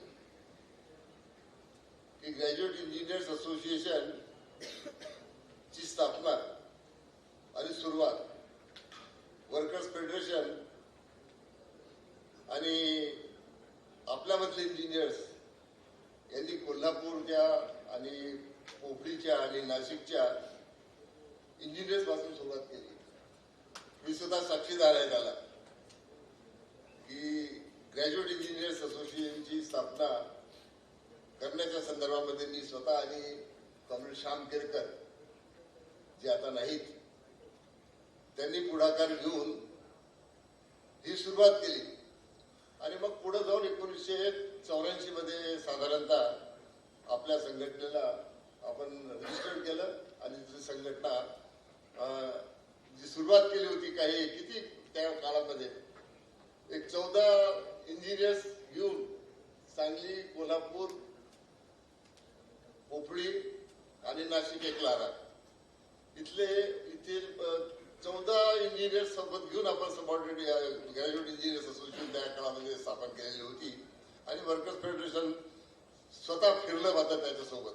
इंजिनियरच्या सोबत आपण पॉवर स्टेशनमध्ये फिरून ही संघटना उभी करण्याचा प्रयत्न केला आणि आता आज आपण त्याचं चित्र बघत आहोत की बोलताना मांडल्या गेले इथे की आता तो वटवृक्ष तयार झालेला आहे. या सर्व काळामध्ये सर्व इंजिनियर्स आणि कामगार कर्मचारी, अभियंते, अधिकारी या सर्वांना आर्थिक स्थैर्य हे मिळायला पाहिजे आपल्या या इंडस्ट्रीमध्ये. याचे भरपूर प्रयत्न आपण आणि ग्रॅज्युएट इंजिनियर्स असोसिएशननी केलेला आहे. एकच उदाहरण सांगतो, अनेक पुष्कळ बाबी सांगता येतील पण तितका वेळ मी घेणार नाही. एकच उदाहरण सांगतो की जेव्हा म्हणजे आज जे पगारमान ज्या प्रिन्सिपलच्या आधारावर आपण तयार केलेले आहेत त्याच्यामधला सर्वात मोठा फॅक्टर जो आहे तो फॅक्टर आहे महागाई भत्ता. महागाई भत्ता आणि ह्या महागाई भत्त्याचं प्रकरण फार गाजलं या महाराष्ट्रामध्ये. म्हणजे आपल्या कामगारांना, इंजिनियर्सला, अधिकाऱ्यांना हा महागाई भत्ता केंद्र सरकारच्या महागाई भत्त्याप्रमाणे मिळू नये याच्याकरता खूप प्रयत्न झाले. परंतु सबऑर्डिनेट ग्रॅज्युएट इंजिनियर्स असोसिएशन आणि आपण वर्कर्स फेडरेशन हे एक मूठ होतो, एक मतानं होतं त्या काळामध्ये आणि आपला भरघोस म्हणजे पाठिंबा होता त्याला की कोणत्याही पद्धतीनं इंडेक्सवर आधारित, कन्झ्युमर प्राइस इंडेक्सवर आधारित जो महागाई भत्ता तो जाऊन आपल्याला केंद्राच्या प्रमाणात, स्टेट गव्हर्नमेंटच्या कर्मचाऱ्याप्रमाणे महागाई भत्ता मिळाला पाहिजे. ही भूमिका या दोन संघटनांनी शेवटपर्यंत मांडली. याच्या विरुद्ध मोर्चे निघाले, लॉंग मार्च निघाला औरंगाबादवरून मुंबईपर्यंत आपल्या विरुद्ध, पण त्याला न जुमानता आणि आपल्या आठवणी करता सांगतो. माझ्या मतानं त्या काळामध्ये कॉम्रेड जनरल सेक्रेटरी असतील हे आरिफ हुसेन, करेक्ट, आरिफ हुसेन होते आणि त्यावेळेस वीज मंत्री होते, ऊर्जा मंत्री होते जिस्कार. आणि या संघटनेचं अधिवेशन नागपूरला बहुतेक त्या अंबाझरी रोडवरच्या हॉलमध्ये झालं आणि जिस्कर साहेब त्या याला हजर होते. आपण प्रत्येक वेळेस आणि मांडल्या गेलं सबऑर्डिनेट इंजिनियर्स, ग्रॅज्युएट इंजिनियर्स असोसिएशननी आणि आम्ही की आम्हाला हा महागाई भत्ता मिळाला पाहिजे, कारण की तो कॅटेगरीच्या बेसवर नाही, तो वेतनाच्या बेसवर आहे, बेसिक पेच्या बेसवर आहे. आणि हे खूप म्हणजे असा प्रचार केला गेला होता की जणू काही लोकांना असा मिळणार आहे आणि वरच्या लोकांना मिळणार नाही, चतुर्थ श्रेणी, तृतीय श्रेणी कर्मचाऱ्यांवर फार अन्याय होईल वगैरे वगैरे. आणि आपल्याला माहिती आहे की त्यावेळेसचे ऊर्जा मंत्री म्हणजे जिचकार हे काही कमी तज्ज्ञ नव्हते, आर्थिक जबरदस्त तज्ज्ञ होते ते अर्थकारणामध्ये आणि ते आले होते त्या उद्घाटन समारंभाला आणि मी होतो अशाच या सोफा सेटवर बसलेलो होतो त्या सभागृहामध्ये. आणि त्या सभागृहामध्ये ऊर्जा मंत्र्यांनी, जिचकरांनी मान्य केलं की तुम्ही मांडलेल्या भूमिका ही बरोबर आहे आणि तुम्हाला राज्य सरकारच्या कर्मचाऱ्याप्रमाणेच महागाई भत्ता मिळाला पाहिजे. आणि त्याच्यानंतर धांडे साहेबांना फोन केला आणि धांडे साहेबांना सांगितलं की कोणत्याही परिस्थितीमध्ये 30 मार्चला सबऑर्डिनेट इंजिनियर्स असोसिएशन, वर्कर्स फेडरेशननं संपाची नोटीस दिली होती त्यावेळेला की 30 मार्च पर्यंत जर हा महागाई भत्ता आम्हाला मिळाला नाही तर आम्ही हे संपावर जाणार आहोत. तर त्याच दिवशी त्यांनी फोन करून एअरपोर्टवर धांडे साहेबांना बोलावून टीडीएची फाईल समोर आणायला लावली आणि 31 मार्चला हा महागाई भत्ता आपल्याला मिळाला. ही त्याच्या बाबतीत घटना आहे आणि त्याचा परिणाम आहे की दर अग्रीमेंटमध्ये महागाई भत्त्याचा फार मोठा एक पार्ट बेसिक पे मध्ये जोडल्यामुळं आज आपण त्या स्टेजला आहोत आणि त्या मानाने आपले पगारमान, वेतनमान चांगले झालेले आहेत. त्याचा विचार करा ना, इंजिनियर्स असोसिएशन जेव्हा होतं त्याच्या अगोदर काय स्थिती होती आणि आता काय स्थिती आहे? आता काय स्थिती आहे म्हणजे चतुर्थ श्रेणी कर्मचाऱ्याला आज जो पगार मिळत आहे तो पगार त्या काळामध्ये ज्युनियर इंजिनियरचं पे स्केल होतं तेवढं त्या काळामध्ये. ही स्थिती आहे. तर या पद्धतीनं ग्रॅज्युएट इंजिनियर्स असोसिएशन आणि या वर्कर्स फेडरेशनचा संबंध आहे आणि अनेक ठिकाणी आणि हे समजून घेण्याची आवश्यकता आहे की दरवेळेस संप हा काही तोडगा नाही आहे. वर्कर्स फेडरेशन जरी पुढाकारानं महाराष्ट्रामध्ये बहुसंख्य कामगारांची संघटना जरी असली तरी आमचे समज आहे की दरवेळेस काही संप नाही होत. एका विशिष्ट परिस्थितीमध्ये आपल्याला संपाला जायला पाहिजे आणि हे धोरण हे तत्व निश्चित रूपानं ग्रॅज्युएट इंजिनियर्स असोसिएशनने आणि वर्कर्स फेडरेशननं आतापर्यंत पाळलेलं आहे. आणि जेव्हा 18-30चा सामना आला तेव्हा आपण कोराडी असू दे चंद्रपूर असू दे जेव्हा कोराडीचा सेट प्रायव्हेटायझेशनला काढला चंद्रपूरचा सेट प्रायव्हेटायझेशनला काढला तर ही स्थिती आपण आणलेली आहे की गोपीनाथजी मुंडेंना दिल्लीवरून हेलिकॉप्टरने यावं लागलं आणि टीडी त्यावेळेस जे होते भिंगारे साहेबांच्या सोबत राहणारे नाव आता लक्षात नाही माझ्या ते त्यांना येऊन शेवटी कोराडीचा आणि चंद्रपूरचा सेट प्रायव्हेटायझेशनचा जो होता तो निर्णय परत घ्यावा लागला. तर या पद्धतीने सुद्धा आपण केलेला आहे आणि म्हणून हे सर्व धोरण आपण ग्रॅज्युएट इंजिनियर्स जसं आहे तसं वर्कर्स फेडरेशनचे आहे आणि त्या पद्धतीनं ह्या सर्व कामगार कर्मचारी अभियंते अधिकाऱ्यांचा प्रश्न सोडवण्याचा आतापर्यंत आपण प्रयत्न केलेला आहे. कमी शब्दामध्ये शेवटी एवढं सांगतो, ही जरी स्थिती असली तरी सध्याची एकंदर ऊर्जेची स्थिती ही काही चांगलं नाही, योग्य नाही आहे, फार पोषक नाही आहे. काही संकटामध्ये आपण आहोत, पूर्ण संकटामध्ये आहोत असं मी म्हणत नाही, परंतु संकटामध्ये आपण आहोत आणि त्या संकटाच्या संदर्भामध्ये जास्त जागरूक आपल्याला राहण्याची आवश्यकता आहे. आपल्याला आवश्यकता आहे. ज्या पद्धतीनं तिन्ही कंपन्यांच्या बाबतीमध्ये एक खासगीकरणाचं धोरण अनेक कॉर्पोरेट घराण्याच्या माध्यमाने सुरू आहे ते आपल्याकरता फार मोठं संकट आहे आणि किती वरचं मॅनेजमेंट त्यांना मर्यादा आहे, मांडण्याची सुद्धा त्यांच्या मर्यादा आहेत. म्हणून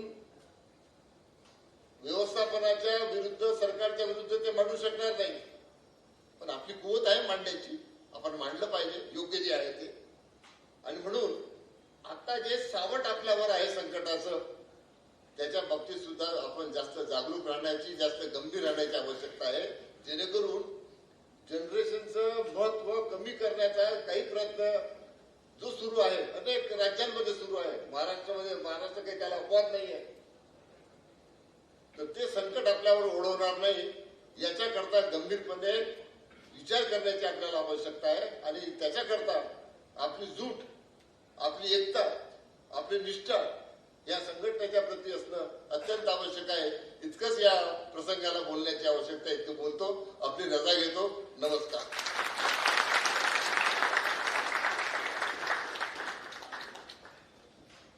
It was very interesting to listen about the joint effort of unions taken to earn DA and other allowances.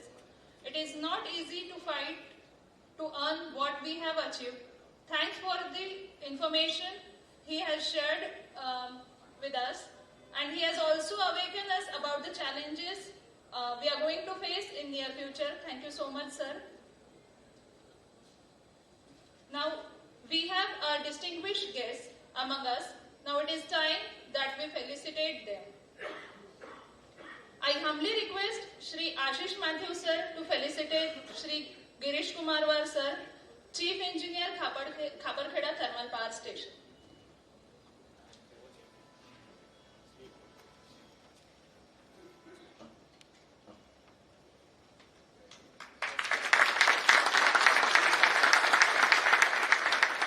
I request Shri Gopal Chopre sir to felicitate Shri Vivek Rokde sir, Chief Engineer, Project Koradi. Sir सेंटरला आहे ना. आप तुम्ही बसा.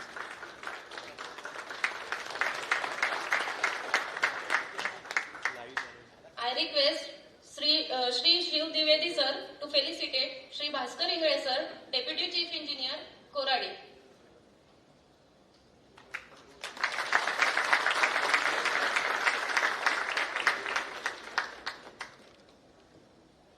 I humbly request Shri Swaraj Amre sir to felicitate Rajesh Dakole sir, Superintendent Engineer, Koradi.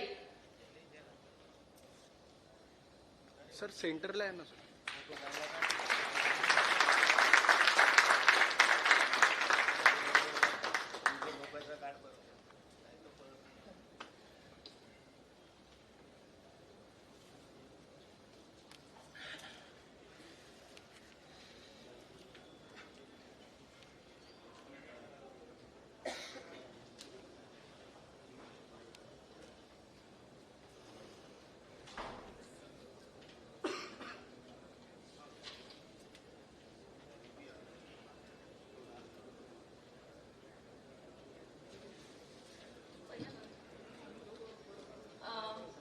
We want to felicitate our retiring engineers for their excellent contribution to GEA.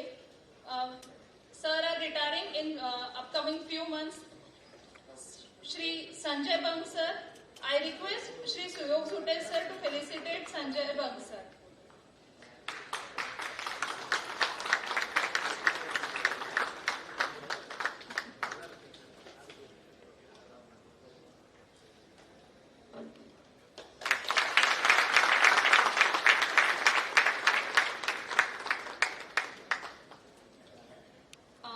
I request Tushar Deshmukh sir to felicitate Jaiprakash Bowade sir, EE CSTPS.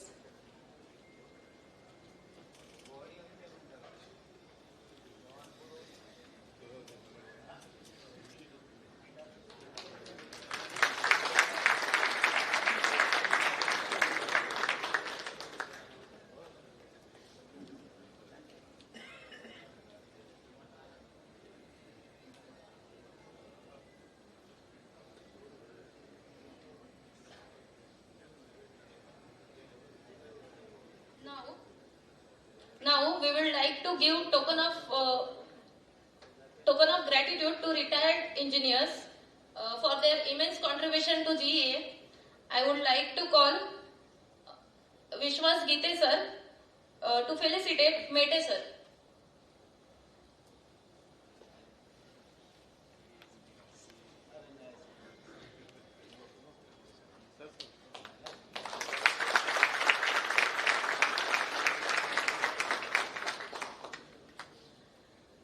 I would like to call Vaibhav Shivkar sir to felicitate Shete sir.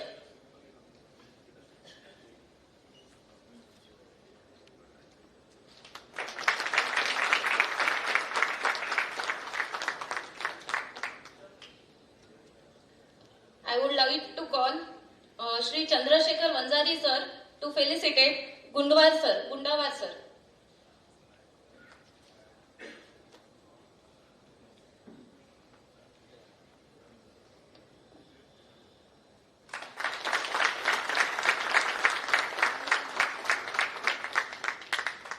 I humbly request Shri Sudeep Guthe sir to felicitate Shri Tirthagirikar sir.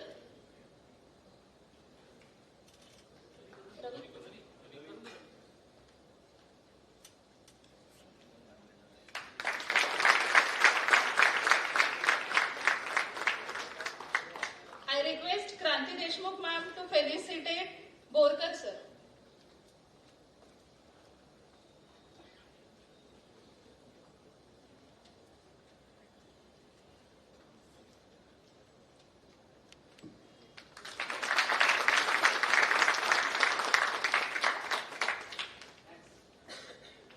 I request Swaraj Amle sir to felicitate Dudhane sir.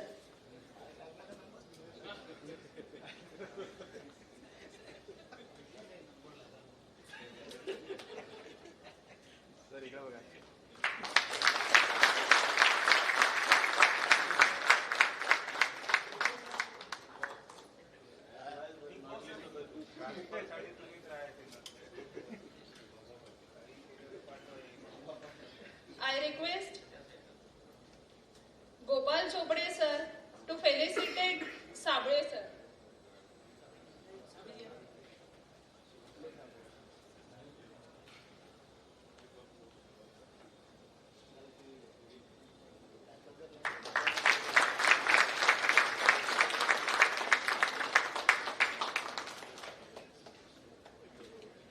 I request Makarand Pardeshi sir to felicitate Supeji.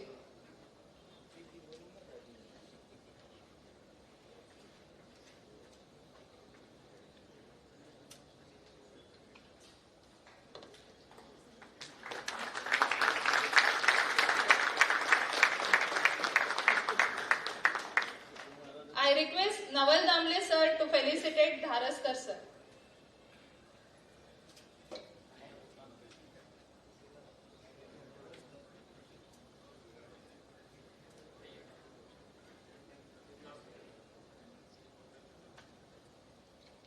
I request Naval Damle sir to felicitate Padole sir.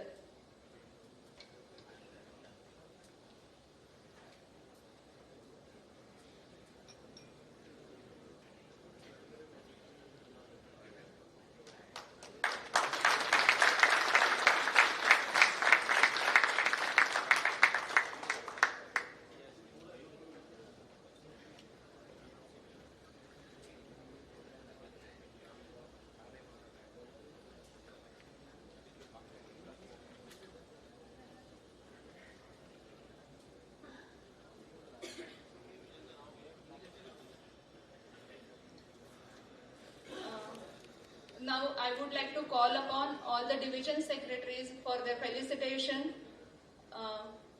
Shri Makarand Pardeshi sir from CSTPS.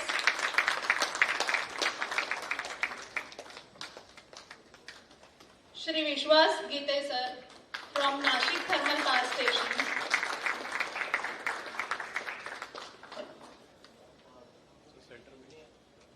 Shri Tushar Deshmukh sir from Koradi Thermal Power Station.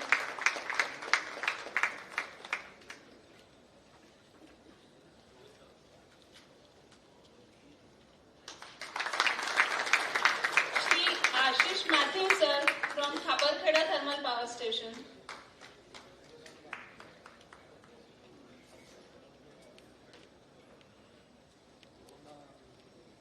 Shri Vaibhav Shivkar sir from Head Office.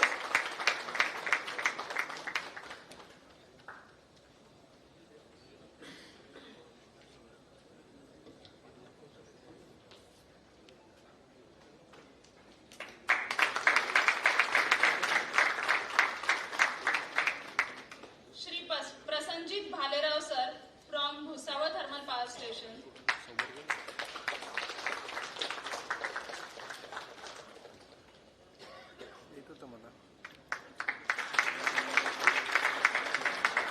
Shri Parikshit Sonavne sir from Uran.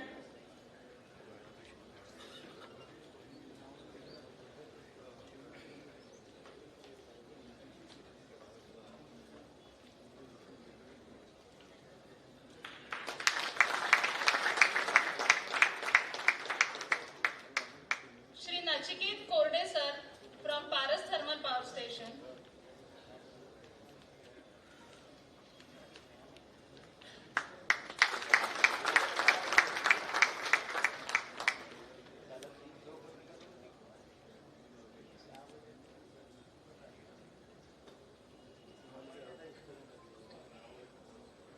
Now I request Shri Suyog Zute sir for the declaration of committee and charge handover process.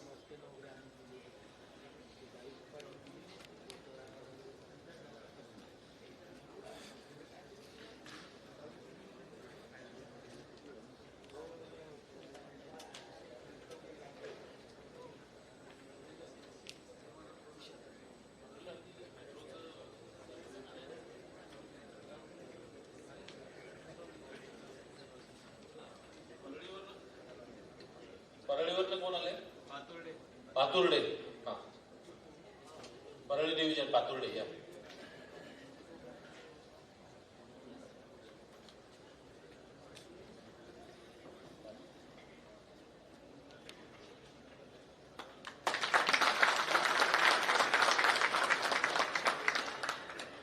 शेवटचं आले कोणी जरांगी वगैरे ठीक सईद पण नाही आला.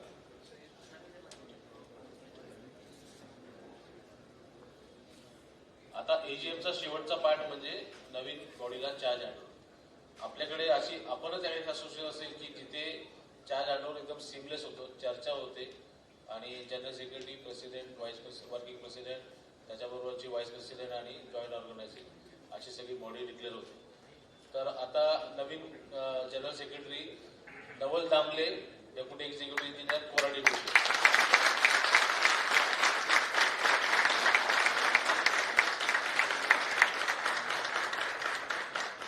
President Sheetal Vanjari, executive engineer, CSTPS.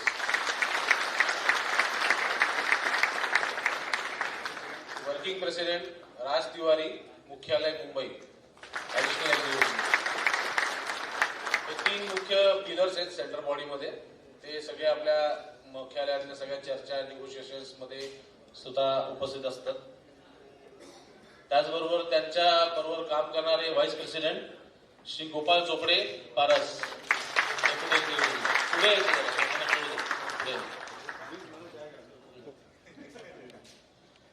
Shri Nitin मोहोळ, Khaparkheda DPS.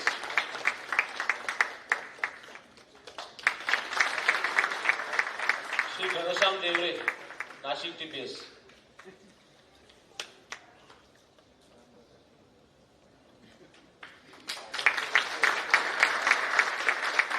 ज्योती हंगरे, vice president, सध्या नाशिकला आहे आणि ती ड्युटीवरती डी शिफ्ट मध्ये, त्याच्यामुळे यासाठी जास्त टाळ्या वाजवल्या.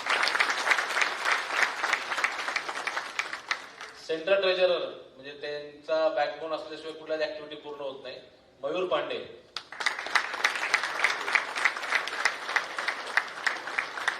मला अनाऊन्स करायला आवडेल की आपल्याकडे आता अँड्रॉइड ऍप आहे की सगळं पेमेंट आणि एक्सपेंडिचर आपण ऍप थ्रू करतो आणि ऑडिट रिपोर्ट हा आपला फार तर 10 मिनिटात रेडी होऊन जातो. तर क्रेडिट गोज टू मयूर पांडे, त्याच्यामुळे टाळ्या वाजल्या पाहिजे. मध्यंतरी मॅनेजमेंटने आपल्याला थोडंसं थ्रेटन केलं होतं की बाबा तुमचा ऑडिट रिपोर्ट आहे का वगैरे वगैरे. तर I am happy to announce की GA ने सर्वात पहिलं सबमिशन केलं होतं. Full audit report, full compliance, everything. त्यांनी लास्ट 3 इयर्स माहिती होतं, आपण लास्ट 5 इयर्स सबमिट केलं होतं. तो जॉईंट सेंट्रल ट्रेजरर श्री प्रांजल पराडकर. प्रांजल पराडकरचा आपल्या ऍपच्या डिझाईन मध्ये एक महत्वाचा रोल आहे, त्याच्यामुळे त्यासाठी भरपूर टाळ्या.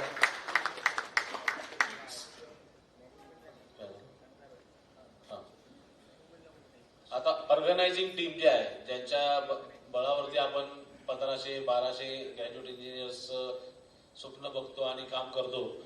Joint state organising secretary Shri Vijay Rathod.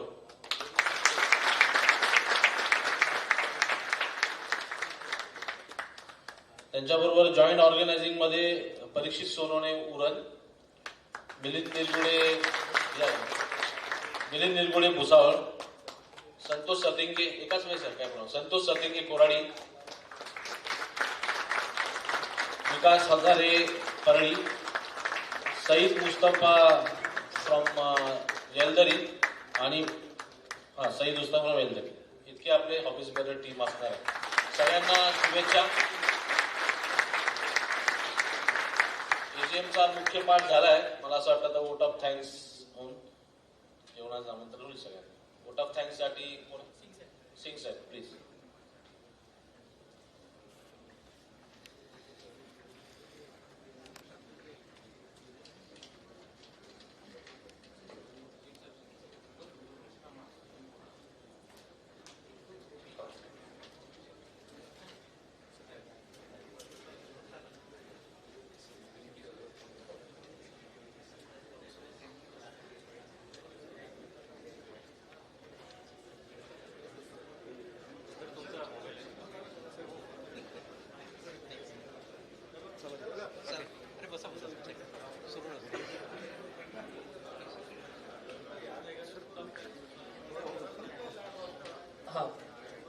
एजीएमचा एक महत्वाचा मुद्दा आपला राहिला होता. आपला एजीएमच्या आदल्या दिवशी प्री एजीएम होते आणि प्री एजीएम मध्ये आपली जी कोअर बॉडी आहे तर पूर्ण कोअर बॉडीची चर्चा होते आणि त्या चर्चेनंतर आपण काही रिझोल्युशन्स बनवतो. तर फक्त ते रिझोल्युशन्स मी वाचून दाखवतो. आपण जे काल रिझोल्युशन्स बनवले तर त्यातलं पहिलं आपलं रेझोल्युशन होतं की पॉवर सेक्टरच्या सिच्युएशन प्रमाणे आपल्याला कृती समितीला सोबत घेऊन, कृती समितीतल्या संघटनांना, मोठ्या संघटनांना सोबत घेऊन मॅनेजमेंटला निगोशिएशन मोडमध्ये आणण्याच्या दृष्टीने जे जे मेजर इश्यूज आहे त्याच्यावरती आपल्याला कृती समितीच्या माध्यमातून मॅनेजमेंट सोबत पाठपुरावा करायचा आहे. ज्यातला सध्याच्या घटकेतला सगळ्यात मेजर इश्यू आहे की जो 1600 मेगावॅटचा अदानी सोबतचा, डिस्कॉम सोबतचा पीपीए झालेला आहे आणि त्या पीपीएचं आपल्या महाजनकोच्या प्लांट्सवरती काय फरक पडेल. बस 2 मिनिटं, सगळ्यांना 2 मिनिटं विनंती करतो, 2 मिनिटं फक्त. तर तो आपला पहिला रेझोल्युशन त्याच्यामध्ये ठरलेला आहे. आपला अजून एक रिझोल्युशन ठरलेला आहे की आपला पर्लीमध्ये एक बेनवलंट फंड आहे जो की सध्या म्हणजे डॉर्मंट स्टेटमध्ये आहे. तर आपण ती कमिटी फॉर्म केलेली आहे आणि ती कमिटी लवकरात लवकर पर्लीला व्हिजिट करेल आणि तो जो बेनवलंट फंड डॉर्मंट स्टेटमध्ये आहे तो डॉर्मंट स्टेटमध्ये त्याला पुनरुज्जीवित करेल. आपलं अजून एक रेझोल्युशन आहे की फॅक्टरी अलाउन्स जो आहे आपला, तर पे डिव्हिजनच्या तेव्हा फॅक्टरी अलाउन्स मध्ये काही आपला राईज आपल्याला मिळाला नव्हता आणि दर 5 वर्षांनी जो फॅक्टरी अलाउन्स असतो तो राईज होत असतो. तर 2021 नंतर आता 2026 मध्ये फॅक्टरी अलाउन्स आता राईजला आलेला आहे. तर त्याच्यासाठी आपण मॅनेजमेंट समोर प्लीडिंग करू. तो एक रेझोल्युशन आहे आपला. आपला अजून एक रेझोल्युशन आहे की हे रिक्वेस्ट आणि ऍडमिनच्या लिस्ट ज्या आहेत या मार्च, एप्रिल, कधी मे, जून पर्यंत येतात. तर आपण ते स्ट्रीमलाईन करायच्या दृष्टीने आणि सिनियरिटी लिस्ट सुद्धा स्ट्रीमलाईन करायच्या दृष्टीने म्हणजे जानेवारीत सिनियरिटी लिस्ट यायला पाहिजे, फेब्रुवारीत पोर्टल व्हायला पाहिजे ओपन, मार्च मध्ये लिस्ट यायला पाहिजे आणि एप्रिल मध्ये सगळे लोक रिलोकेट व्हायला पाहिजे. तर ते सुद्धा आपण प्रयत्न करू. तर असे आपण काल रेझोल्युशन्स त्या एजीएम मध्ये, प्री एजीएम मध्ये घेतलेले आहेत आणि नवीन बॉडी पूर्ण प्रयत्न करेल की आपण त्या रेझोल्युशन्सला जास्तीत जास्त प्रमाणात न्याय देऊ शकू. आणि सगळ्यात एक महत्वाचं रेझोल्युशन आपण घेतलेलं आहे की प्रत्येक डिव्हिजनची सध्याची जी स्ट्रेंथ आहे तर ती स्ट्रेंथ, सध्याची जी स्ट्रेंथ आहे ती तिथल्या टोटल ग्रॅज्युएट इंजिनियर्सच्या 50% आहे की नाही. काही डिव्हिजनला 50%च्या वरती आहे, काही डिव्हिजनला 50%च्या कमी आहे. तर ती स्ट्रेंथ आपल्याला सगळ्या डिव्हिजनची 50%च्या वर वाढवायची. धन्यवाद.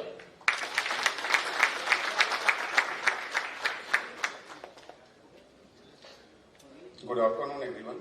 It's my privilege to propose the vote of thanks on this wonderful occasion. I would like to express my deepest gratitude to our esteemed guests for gracing this occasion. Your presence has truly elevated the importance of this event and inspired all of us gathered here today. Your support and encouragement means a lot to our organization, and we are really honored to have had you all with us.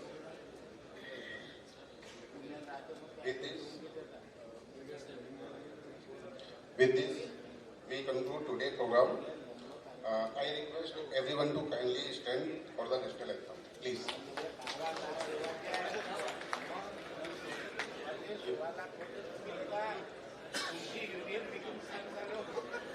Jana Gana मन अधिनायक जय हे भारत भाग्य विधाता.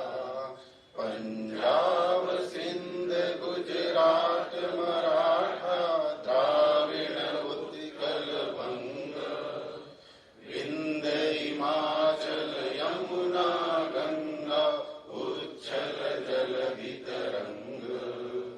तब शुभ नामे जागे, तब शुभ आशीष मांगे. गाहे तब जय गाथा.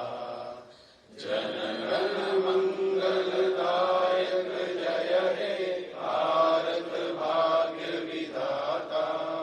जय हे जय हे जय हे जय जय हे. Thank you.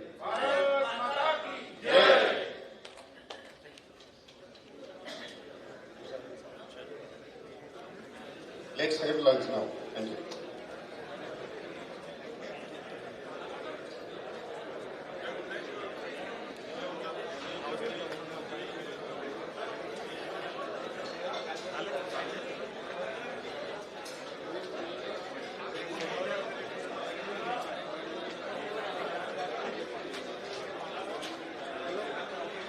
स्टॉप करणार